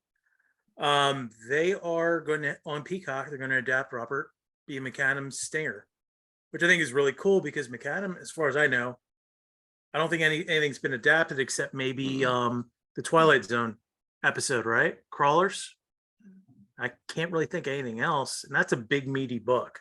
Didn't he write a story about Lon Chaney type of actor. I Had don't know. Yeah, that sounds Makeup. right. Something about That was classic Hollywood. adapted on Darkroom. Oh, okay. So I didn't know about that. Short-lived anthology with James Colburn as the host. that's good to know. Oh. Well, since Boy's Life was mentioned earlier, I have always wondered, since I read it in the 90s, right after it came out, if it would make a good TV series or movie. I don't know if you could capture the magic of that book. I honestly am asking, and put it on screen. I mean, and then I think of something like Ray Bradbury's Something Wicked This Way Comes, and they came pretty damn close with the movie, I think. So I don't know. I think it just depends on having the right screenwriter and director and acting and all that. There's a lot that can go wrong. But so Stinger, yeah. What's Stinger about? I haven't read it. It's I'm sorry, go ahead, Pete. No. So Stinger is an alien crash lands and goes on a rampage. And then another alien shows up to try and capture it. Oh, so it's That's like the Become in movie. Peace. That's like the movie The Hidden, kind of. Yeah. Except it's the Stinger is a huge monstrous thing. The Hidden, yeah. No, The Hidden is subtle. No, I know. I Yeah. just remembered that movie. Yeah, it came out in '88 because I actually have the old. I had a hardcover at one point. Oh, I sent it to Kelly Young. I had Why? mentioned when I saw that after I mentioned it to you guys, I mentioned it to Kelly. He was really excited about this. I think he Yeah. really likes that book. And I sent something to Kelly Young recently. You guys want to see it for Yeah. Christmas? All right, let me pull it up. When he received it, he was quite happy. All right, screen share. There we go. There we go. See that? Festive booze balls. You put Yes. you put whiskey or liquor or whatever in there and then hang it on your tree. Wait, it's not pre-filled? What a cheapskate. I I do know. feel the same way, Matt. Yeah, I was at first I was like, wow, and then I was like, oh, come on. So basically, You it's guys just are like- really glass half empty type guys, aren't you? maybe. I mean, even if Or it's filled with balls empty. lousy Or, liquor, yeah, it Balls would or still- bulb empty half is more empty. like Yeah. it. even drained. if it was full of Schlitz, it still would have been better than Anyway, Zima. Balls of Zima. okay, so No, no you leave credit for Zima being a alone. good friend. That's fine. Balls of Zima, the most disappointing sports movie ever. Yeah, so anyway, it seems to fit, Kelly. Wait. Let me hold on. Disappointing sports movie. I think you meant Balls of Fury. Yeah, Oh, but I Balls like of Balls of Zima is Zima. like even worse than that. Didn't I don't know what Kelly it's Young about just exactly. I think it's about a beer pong competition, except they're using Zima and everybody loses. Zima, Kelly Young, Zima. This is turning into a Kelly Young. He posted, and I'm very happy for him. He posted on Facebook the other day that his balls were nominated again for a SAG award. 3 years in a row. So Just had to hang in there. I just want to make it clear the whole point of these booze balls is to take good liquor and pour it into a plastic ball and hang it on a tree. it's the Next idea to that lights counts. that will heat it. It's the idea that counts. It's brilliant in a way, because Mike's sending this gift to Kelly and Kelly's like, oh, that's so nice, but there's like so much deviousness packed inside it, right? Yeah. That, of course, after he watches this episode, which will be several years in the future, Yeah. Kelly will realize, he got me. Yeah. I'm thinking of all the households with teenagers where oh yeah, we filled up the booze Great balls. gift, Dad. And now, why does this booze ball taste like Coke? Or worse, urine. Why does this whiskey taste like water? Yeah. It's a Christmas miracle. Yes. Yes, We Jesus. turned booze into water. Yeah, Right. change the booze into water instead of the other way around. Greg Nicotero, who is this guy? He's a Tackling, writer. tackling another adaptation of F. Paul Wilson's The Keep. It looks like, I'm quoting DeBronzo, it looks like Paul tweeted his support. So Yeah, he what's going seemed on? pretty A happy. movie? Yeah. Yeah. Are we not going to get the same soundtrack? No, As the from what I last one? understand, F. Paul Wilson doesn't like that soundtrack. No, Paul told me he Tangerine hates Dreams. Yeah, apparently that's going to get made, which I think is really cool. Well, we can put that into quotes, right? It's gonna Yeah. get made. Going to get made. It's, don't count your chickens before it's hatched. So, Mike, if you don't know who Greg Nicotero is, he started off as a special effects guy. You ever heard of KNB? He's the N in KNB, and he goes all the way back to like Romero, helping like Tom Savini. He was like his assistant. Now he was the showrunner of Walking Dead. Shudder. Not Tales from the Crypt. What's their anthology? Creepshow. He's the guy behind that too. Someone just went to the theater with his kids and watched Creepshow. Yes, he I did. I took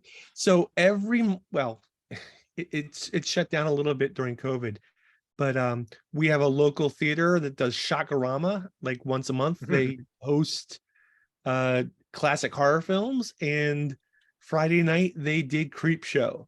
So That's awesome. I took my kids to see it, and I just was thrilled to watch one of them see all this stuff for the first time on the big screen. That's and awesome. Just like the facial contortions as the cockroaches eat their way out, or I want Mike. Which, I know this isn't Creepshow, but which anthology series is the one with Radon Chong and the gargoyle thing? That was Tales from the Dark Side. Yeah. Tales from the Dark Side. Yeah, I remember watching that for the first time, and I'm like, oh wow, that is so good. I haven't seen it in a long time. I remember that particular story. Yeah. I thought that was a really good story. The Creepshow, I didn't realize this until I read an article like not too long ago. The one with Ted Danson and Leslie Nielsen in Creepshow, that was filmed like near me, like 30 miles away. It's Island Beach State Park, I think. Wow. And I'm like, really? Stuff does happen in New Jersey. Amityville Horror, the house was in Toms River, New Jersey. Pine Barrens. Yeah. F. Paul Wilson said a lot of stuff in the Pine Barrens. Yeah, he's got one including like the Barrens. novella. Yeah. The Barrens, yeah. I got to sit downstairs. Nice collection. And his Repairman Jack, the young adult novels are set there. Repairman, he has young adult novels for Repairman Jack. Yes, he has. Yes, he does. Young Repairman Jack. I did not know that.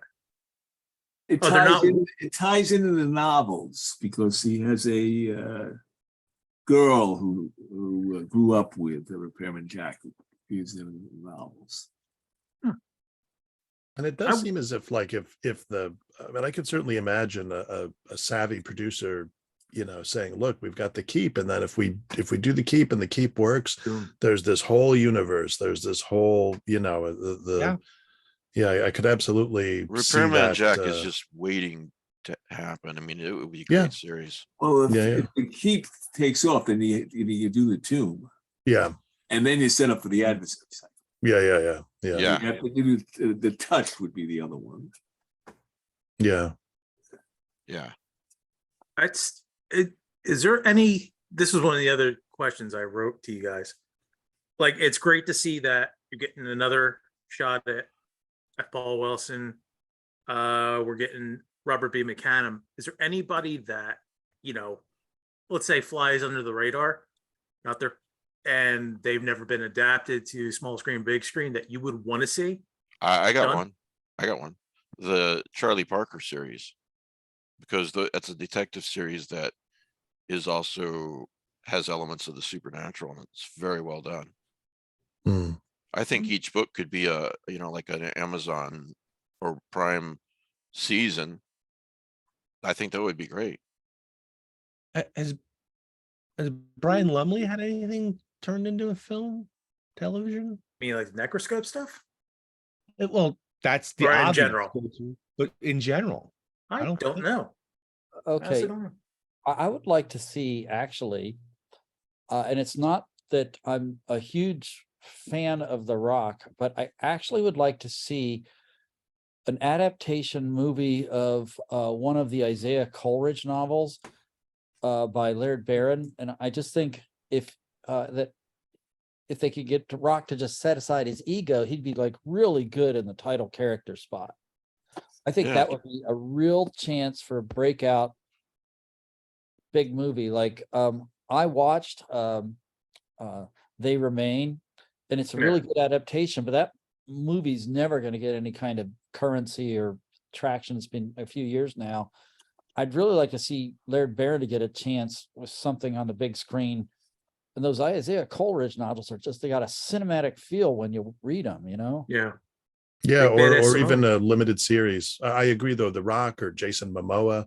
Oh, Jason. Yeah. Great. Yeah, there were actors who could act, and I'm I kind of think if you were Laird and I kicked this around like 10 years ago, that you could take his various stories in all of his collections and ones that have been uncollected, and they could be woven together into about 4 or 5 seasons of a TV show, because they connect to each other in different ways, and it would be possible to, but it's the tricky thing, right, is that you can imagine that you could pitch this to a smaller budget company, and they might take you up on it, but some of the stuff feels like it needs a bigger budget. It needs like a star to be attracted to it. It needs someone like Momoa or whatever to say, oh, I really want to do the Coleridge books, and what about this other stuff too?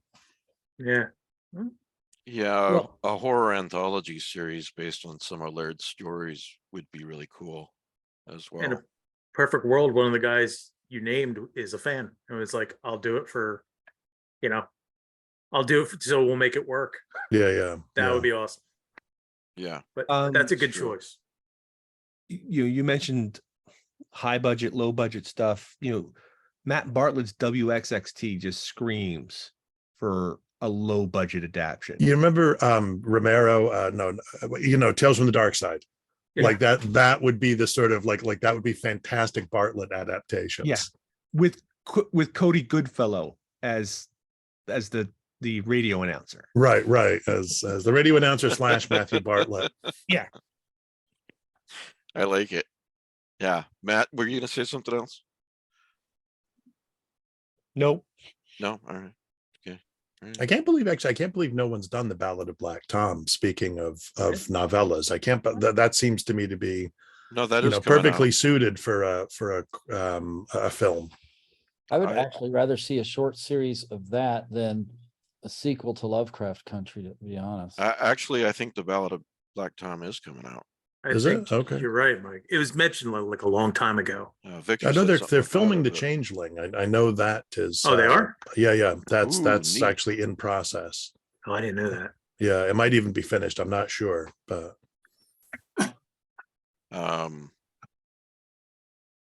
Yeah.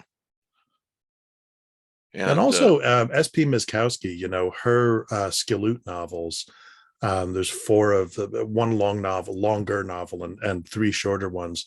That would also make a fantastic streaming series. And it's the kind of thing where the visual effects cost is non-existent or next to non-existent. So you could attract, some really good actors, maybe wanting to show their chops on the small screen.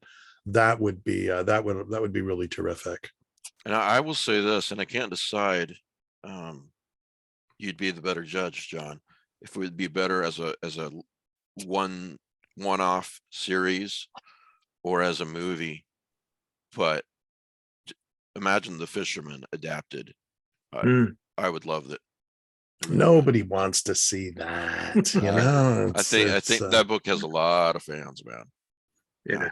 It really does. It's like, no, and I'm really flattered whenever anybody says that. There are logistical issues, I guess, and there have been like talks behind the scenes and that sort of Sure. stuff. But I think what in a way, like what we're talking about, and the initial question, right? Who are writers who aren't as well known as you would like them to be, right? Yeah.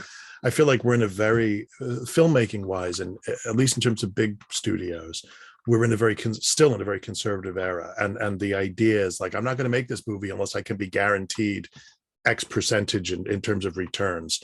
And so like superhero movies are no brainers, or remakes of Stephen King movies or of other movies are no brainers, because the assumption is they're going to bring in money.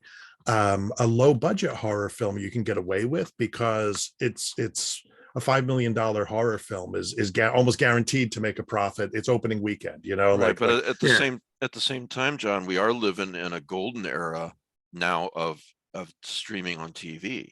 Yeah. As opposed, I absolutely agree with what you just said about movies, but as far as, let's say, The Fisherman as a one-off series, yeah, it's a lot less conservative when you're talking about that kind of thing. I think it depends on budget, right? And so I think if my own prejudice, right, as the writer is that if you're going to do it, you've got to do, there's some big effect scenes that you have to be willing to put to sink your money into. Right. Several years ago, I had a conversation with a screenwriter who was interested in adapting it, but the best he could come up with was film wise, right, was a radically different story because it would cut down on the effects cost, and on the one hand, as a writer, you don't ever want to say no to money. So because I mean, lots of terrible movies get made of people's work and we forget the movies, like Straub's Ghost Story. That should be made into a proper film, not the one we got. I mean, the one we got isn't awful, but it's nowhere near as great as the novel is and what the novel deserves. But most people, they're like, oh, there was a movie of that? Yeah, okay, I'll watch it. There were a lot of crappy King movies in it. Yeah, Lawnmower Man 3, So I think that those things don't they don't hurt the story. Must watch. That's DeBronzo's. Well, it like, is better than Lawnmower Man 2. Listen to this. DeBronzo's like, I'm writing this down for Pete. DeBronzo's like, there was a third one. Hang on a second, What are we doing here? What was two? Job's Revenge? One, but I'm not sure if there was a third one. I think it had at the time cutting edge computer effects. It like that early Dire Straits video. Money for Nothing. The terror. But so I think and I think, to be honest with you, like I said, there's no one of us who wouldn't like money, and recognition. But I got a day job, and I think about someone like Laird say, for him, it's all in the writing. It's all like that's how he supports himself. And so when I think about him, I kind of feel like, and I don't because I also think the work is brilliant, right? Ellen's right. Tiptoe is an amazing story, and someone like Del Toro should do that for the next Cabinet of Curiosities. That would be a fantastic one.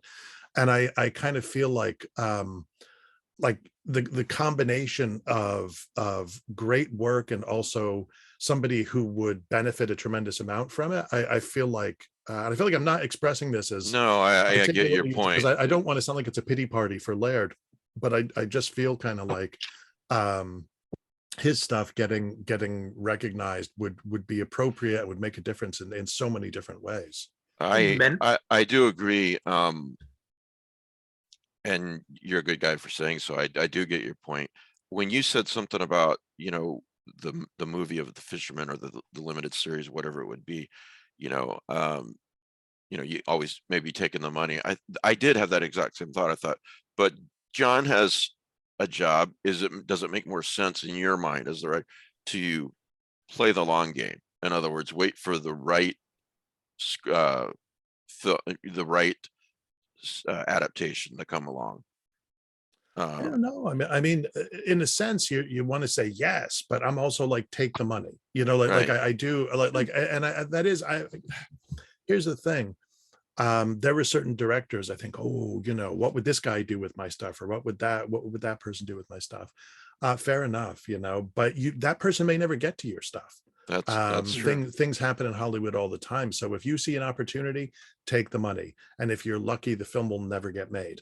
And if it does get made and it's terrible, here's the thing. There have been studies showing that movie tie-in editions of books sell better, even if the movie is crap, because people are like, they made a movie out of it, it must be good. And I remember reading decades ago that Stephen King gave another writer the advice. He said a friend said it to him when there were some crappy King movies being made decades ago. And he goes, Stephen, they can't change one word you've written in the books. Yeah, there's a story about someone visiting, I think it was James M. Cain when he was later in life. And they were like, oh, Hollywood has ruined your books. And Cain pointed to the bookshelf and he was like, no, they're there. They're fine. Exactly. And we don't there have been 2 middling adaptations of The Postman Always Rings Twice. We don't really remember them. It's interesting that what we do remember is Double Indemnity. So I feel kind of like if Hollywood, if they hit it out of the park with one of your books or stories or whatever, that will actually get remembered and that will help you. And if it's terrible, it tends to fall by the wayside. It's just a kind of curiosity for film students or whatever. Okay. Men from Porlock. That would absolutely be Men from I'd Porlock. love to see that. Survive. No, it's not Survivor Song. Shit. Swift. Is it Swift? I think I know what's the one where Stephen Graham Jones is the Wild Huntman and Laird is and they come to the East country. Coast. Yeah. And Jeff Ford has to help him to blow up Stephen Graham Jones. That would be a fantastic film, a fantastic even as a short remember film. which one you're talking about. Yeah, the one I mean, and I'm just blanking on the title. Yeah. And especially if you could get Stephen Graham Jones and Jeff Ford to star in it, that would be even better. Frontier Death Song. That's that's Swept the Chase. Yeah. So many of those would be great. You could go through Pete's stories, you'd go through your stories. You can go through some. I mean, there's tons of material to pull from so many authors. What? I mean, what? Well, don't throw me into this. Why not? I don't want anything. You know what? I would. You want the money, Rollick. Admit it. I don't want the money. He's already rich. I want the cocaine. Well, you need money to get cocaine, Pete. We've had this conversation. Look, he has a cocaine habit because he has to watch these crappy movies. Well, that's possibly true. He's like, gotta get myself through this. Okay, here we go. Lawnmower Man 3. Let's see what it's got. Have you started this new list, by the way, Pete? No, the new list of movies that the Bronzes put together? That's post-Christmas. Oh, it's post-Christmas? All right. So, like I told you, I was looking at it as a sort of a holiday gift to myself.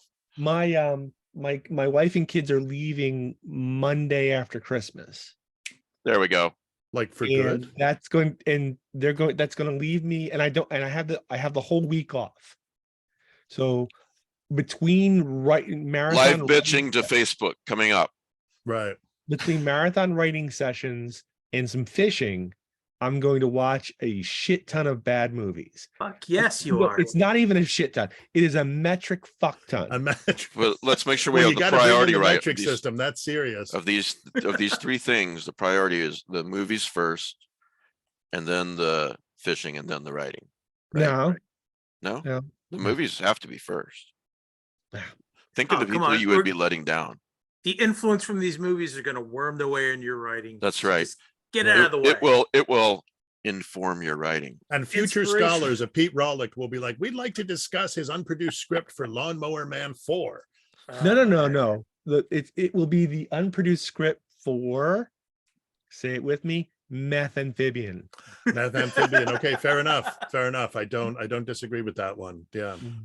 Or we could just go right to the moneymaker, and it's going to be Meth Amphibian versus Crankadile. Yeah. With a surprise appearance by Crackadile. That's yes. Yeah, that was a low budget sequel to the low budget film. Yeah. All right, anyway. Stinger then. Hey, how about that DCEU, baby? It's going great. Just DCU these days, which makes all the difference. Is it? Different names, same shit. falling apart. Thank God. Poor Thank cat. God I know, for but if James Gunn actually knew what he was doing, then why did he tell Henry Cavill to tell the world, go ahead, you're Superman again? And then like a week He later, poor didn't. Cavill's going, I don't think he did. He didn't. Yeah. That was before. what do you mean before? It was like literally 4 weeks ago. Right. I think The Rock got the leverage to get Cavill back. This is what I could be completely wrong You about don't need this. leverage. Everyone loves Cavill. Well, not the former Hamada didn't, or whoever the former head of the DCEU was. That's why he didn't come back for 5 years. There was some dispute over his contract or him appearing in movies. I'm You know, just like, okay, I've got my comic books, I've got my novels. I give up on you guys. You guys are fucking. But it's just like, I think what happened was Black Adam did a lot of money, but it didn't do the numbers that they would want. Right. So Well, maybe The Rock spent so much time hyping that up. Yeah. right? And I it mean, was- he it was- hey, invested look, a lot of his It kind was of personal. really good too. I loved I Black liked it. Adam. I enjoyed it. I mean, but you see that stinger at the end and it got ruined before I even made it to, and it just came out. Probably on purpose to get more asses in the seats. And you see him, I'm like, all right, cool. I'm getting Man of Steel 2, or, you're going to, Not it's to gonna be mention released- the Christopher Reeve music, John Williams. yeah. And I'm like, this is what I've been waiting for since Man of Steel 1 came out. I like the movie. A lot of people don't, a lot of people do, whatever. I'm like, finally. And now it's just like, you blue balled us and now bye. That's exactly. That's what a they did. horrifying image, but thank you for that. And look, I don't care. You're Look, walking the streets and I got blue balls for Superman. you can feel free to disagree with me, and many of you will. But the trilogy, Man of Steel, Batman versus Superman extended edition, because if you only watch the one in the theater, then yeah, of course it's a piece of crap.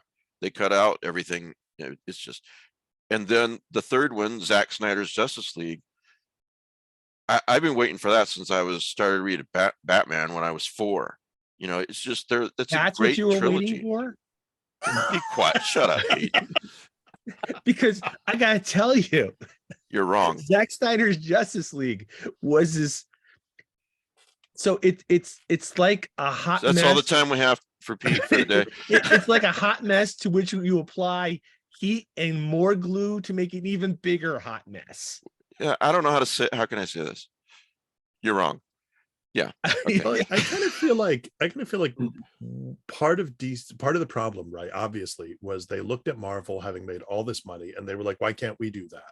Right. You gotta do it the right way. And the thing is that if and I again, like Mike, I have a very incomplete understanding of this, but what does Marvel do? They start with Iron Man, who was not quite a B-list character, but he certainly wasn't like an A+ level character, right? Not the So they start X-Men. with Iron Man, they start with Robert Downey Jr. Also, although I think he is a great actor, not at that time No. a sure thing. Oh no, he had It to. was He had damaged to. goods. Yeah, He had everything to really work to get in that movie. He had to. everything about, I mean, the biggest star in that movie was Jeff Bridges at the Yeah. time. I mean, Yeah. and they take, so everything is done on this very small conservative scale, for a superhero movie. Right. And the idea is, if this thing fails, that's okay. Like there's not that much, that there's not a huge amount riding on it. We can say, well, we gave it a try. Let's recalibrate. Let's try to figure things again. And it worked. And, the rest is history. But I think that DC, the Warner Brothers guys, or whoever it was just like, we're going to jump on this right away and make a metric fuck ton of money. They wanted that And- Avengers money. Thank you. For Yeah, that. and they were like, why should we have to be patient? We have these Right. iconic superheroes, and we've spent Right. the past couple of decades making and remaking Batman movies, so we know that Batman's a cash cow. Yeah. And I don't mind Man of Steel. Like, I don't think it's a terrible film. I don't have the hate that some people do. But Man of Steel 2 needed to come a lot quicker. That was part Yeah. of the problem. If you were Agreed. gonna say, well, no, we're following the development of this character and this is how he goes, like, okay, he kills Zod at the beginning of the first, sorry, spoiler alert for anyone who hasn't seen this movie. He Yeah. kills Zod at the end of the first one. And, maybe because of that, he realizes, oh, I really should try not to kill people. You know, that like there were ways that I think they could have done things, but it was like Superman, we got to get Batman in there as quickly as we can because Batman makes money, you know, and I think I don't know about Gunn, right? How, because I enjoyed the Peacemaker series a great deal. Well, I this is enjoyed the guy his- that did Brightburn too. Let's not forget. Yeah, I enjoyed Well, his. He produced it, didn't direct it. Well, I enjoyed whatever. his He Suicide made a Squad movie film, about too. Superman coming, evil Superman. That's So evil. I kind of Superboy. wonder. I mean, practically, the uber nerd part of me is like, huh? So how is his new reboot going to treat his Suicide Squad and his Peacemaker? Are they swept out of the way, or what's the deal with that? You know, which is just because he's supposed to be doing Peacemaker season 2. Yeah. But I don't necessarily object to saying, look, we're just going to have to slow things down and try to build this a bit at a time. But the problem I also see is, and obviously I'm more invested in all of this than I thought I was, is that like, I'm kind of tired of superhero Right. movies There's a at the moment. burnout. Yeah. You level. know, like I'm kind of like, I haven't, I'm so far behind in the Marvel TV shows. I'll go to see Black Panther at some point. But I knew who the new Black Panther was going to be like 2 years ago. You know, Yeah. like it wasn't like big I'm a reveal, you DC. know? I'm a DC guy, and I still have not seen Shazam or Aquaman. They're you know? both worth a look. Shazam, I Yeah. think, is more fun, and Aquaman still has some cool stuff in it. Yeah, I really like.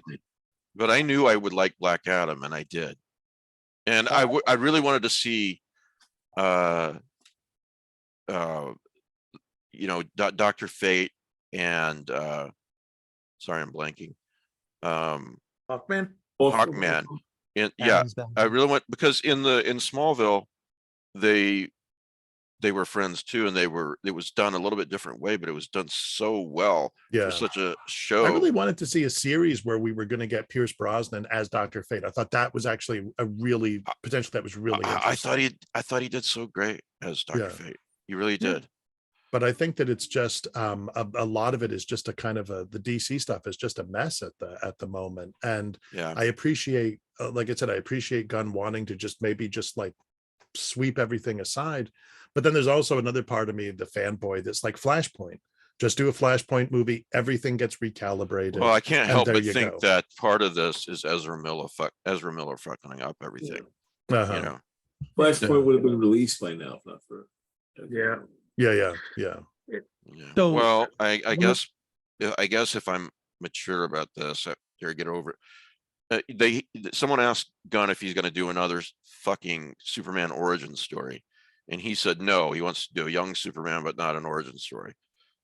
Okay, so what I'm going to do is just say, okay, I said my piece here on the show, and I'm just going to whatever happens, happens. So You know? what I would like to see is a Lex Luthor origin story. Mm-hmm.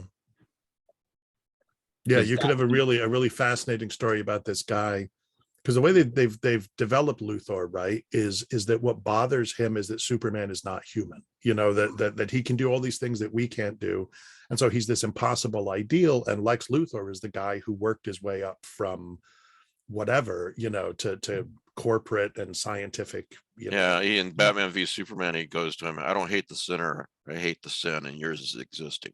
Yeah. My issue with this is, like you say, you're tired of superhero movies, but it's kind of like, what's left to do? I mean, That's true. They've sort of all one-upmanship. Who can do the best CGI, more threats to the world, bigger powers? I frankly thought Aquaman was almost unwatchable. I thought it was beautifully made. You know, it was very pretty on the screen, but the story was so poor and the acting was so poor. I just could barely finish it. And I got no desire to see any of the other DC movies, let alone the Marvel movies. I'm like halfway through the new Doctor Strange movie, and I just don't know if I got the strength to go back and finish it. Well, I will tell you one thing. Even though they'll still be no longer canon, still enjoy the movies, whatever, you know. I thought Black Adam was a shit ton of fun. It was a really fun movie. Mhm. It did, and it just landed on HBO Max, by the way. So You know, it's like the A movies metric like shit ton. personal movie weekend a few weekends. I was like, I'm going to catch up on a bunch of stuff, and it was Something in the Dirt. It was A Wounded Fawn. It was Glorious. It was Troll. And I feel like, you know, like the other week we were talking about Shudder and hoping that it wasn't damaged too badly by AMC. And I feel like those movies, the kind of like smaller horror movies right now, they're doing insane. Like that's where the innovation is. That's where the acting is. That's where the great stuff is being done. You're All right. right, so John, You're right. let's do that. Let's stop doing Batman, Superman, Wonder Woman, Flash. Let's stop doing world-ending apocalypse. Yes. Superhero. Yes. Yeah, definitely. Let's do little fun things like Suicide Squad, like what was it, Birds of Prey, the Right, redemption of right. Harley Quinn. How about a Batman? Birds If of you, Prey was just I'm not saying that was a good movie. I'm saying things like that where you can be completely irrelevant with the characters, have fun with them, and it's not going to affect you, and you're not trying to do any giant world building. and if you do Just have Batman, I fun. mean, let's remember there currently is quite a lot better Superman than I thought he would be. There is a Superman on the small screen right now, Superman and Lois. Oh yeah. No, I agree And that's actually really good. That show, yeah. the DC has, I feel like DC has done better in terms of animated films and animation in They general. have. Oh, And, speaking of Doom that came to Gotham next Yes. year. Yeah, and also they've done better in their TV shows. Agents of S.H.I.E.L.D. should have been better, and it's not bad. It's not a bad show, but it got kind of lost in the internal fighting in Marvel between the guys who wanted to focus on the movies and the guys who wanted to focus on the TV. It's like you well, can't say the Hulk. You have to say the green guy. You can't say the Right, Hulk. right. Yeah, What I lost nonsense is interest this? in the TV Flash years ago, but the Superman and Lois is done real good. And if you are gonna do Batman, the cash cow on TV, it would be a great series where there are no superheroes and he's a detective and there's a different mystery every couple of right. episodes. So I'm going to tell you, I'm You had never going to Gotham. go ahead, Rick. You did have a Gotham series. Yeah, but it Did sucks. sort of do in the last episode he became Batman. Yeah. Yeah, well, So I had this idea yesterday while I was driving where Batman starts off, fighting crime and solving mysteries in Gotham, and it's working. Crime is going down, people are getting caught, he's closing in on the big bads, and they are running scared, but they don't have any place to run to. So they're like, okay, you know what we need to do? We need to give this guy something to obsess over. Yeah, They go super to villains. Yeah. They go to Hugo Strange, and Hugo Strange just begins churning out supervillains. no, And- yeah. And Harleen Quinzel is his protege. Nice. Nice. So this is the way crime continues in Gotham: is that you create supervillains to keep Batman occupied. Right, and you have like the police. Then the police, or Gordon or whatever. Remember the end of Nolan's first Batman movie, Yeah, where he's he like, goes, "Oh, what about escalation?" escalation." So the escalation is happening, but the cops don't realize that. They're like, "Oh, it's just because you're Batman. You're bringing these guys to the fore." And it's like, no, actually, they're having a little bit of help. And maybe once they're free of Hugo Strange, they go their own way. It's a great idea. Yeah. Hugo Strange turning out villains was in Gotham, but not for retaliation against Batman. Mm-hmm. Mm-hmm. It was just doing it for evil's sake. Right. It's a great idea, Pete. But I do like I like the idea too that like DC, like Marvel, they have a ton of characters. Yeah. And we don't. I agree. Part of me would really love to see a street level Batman movie, like where it's just in the beginning and it's all. But there are so many other heroes, and all it takes, think about when Alan Moore takes over Swamp Thing in the comics, right? And Or how about Swamp a Thing has question been- series? yeah, question. The Creeper. I'd love a Creeper yeah. show. And either of those guys could give you like the question could give you that kind of street level kind of like this is just a guy who may be a little bit of a lunatic in a mask who's trying to get the answer to the question, you know? Yeah. I remember the very first question in the 80s. He's waiting outside of a bar and it's raining. It's very noir, and he's the you know, the writer, not narrator, but the writer is basically saying, you know, the fact that he may die a few minutes from now in here doesn't matter to him at all. Right now, he feels fully alive, you know, so this guy is not all there. Yeah. You know, or there in a different way. Yeah. Well, Anyway. Which question do you do? Because there's a female version now. Yeah. Yeah, true. And you may But, you know, want to do that to differentiate from Watchmen. That's Right, that's right. Renee Okay. Montoya, who was a police detective in Gotham. Right. Yeah, So- but honestly, Mike, you know, I'm laughing at you because it's like the first question in the 80s, but the question goes back to 1967. Oh, I know. I was just, that was a really good series. But yeah, and to me, it's funny that the question is like sort of one of these iconic characters that has been able to survive, still being this sort of paranoid, investigative nut job Right. through 50 years Yeah. with very Mm. little change. What's interesting is I don't remember the Ditko ones that well. I read them, but Ditko sort of believed in the paranoia. Yeah. and Yeah. it Because he becomes created another character, whose name I can't remember. Mr. A, Mr. A. Yeah. same kind of character. And that was definitely paranoia. See you, Matt. Bye, Matt. I do want to wrap up. That was an interesting conversation about superheroes and DC. I just want to point out before we go, if you really need to add to your TBR, here's another good way to do it. Cosmic Horror Monthly is doing a great job. They really are. Check them out at cosmichorrormonthly.com. They are not paying me for this. Also, Weird Horror magazine.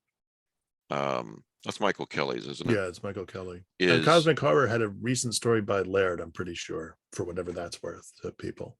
Cosmic Horror Monthly did? Yeah, I'm pretty Okay. sure they had a new story by Laird. Okay. Well, both of these magazines are doing just a fantastic job. So check them out. And I'm going to have the Cosmic Horror Monthly guys on next year. Talk about their magazine and whatever else. So anyway, again, the prize is Mad God Blu-ray. Thank you, Seth, for donating that. And just send email to easingprizes@gmail.com. Put Mad God in the title, and PayPal, not Matt, but me, $100. You'll probably be put to the very top, A finalist, yeah. or the bottom, because Matt's not getting it. So yeah. Anyway, thanks, guys. Happy holidays. Happy holidays, everybody. Happy Hanukkah. holidays. Yeah. I hope everybody has a great vacation. If you go out of town, please be safe. And thanks to you guys for being here all year. I really do appreciate it. So everyone, happy New Year and happy holidays. See you next year. Bye, guys.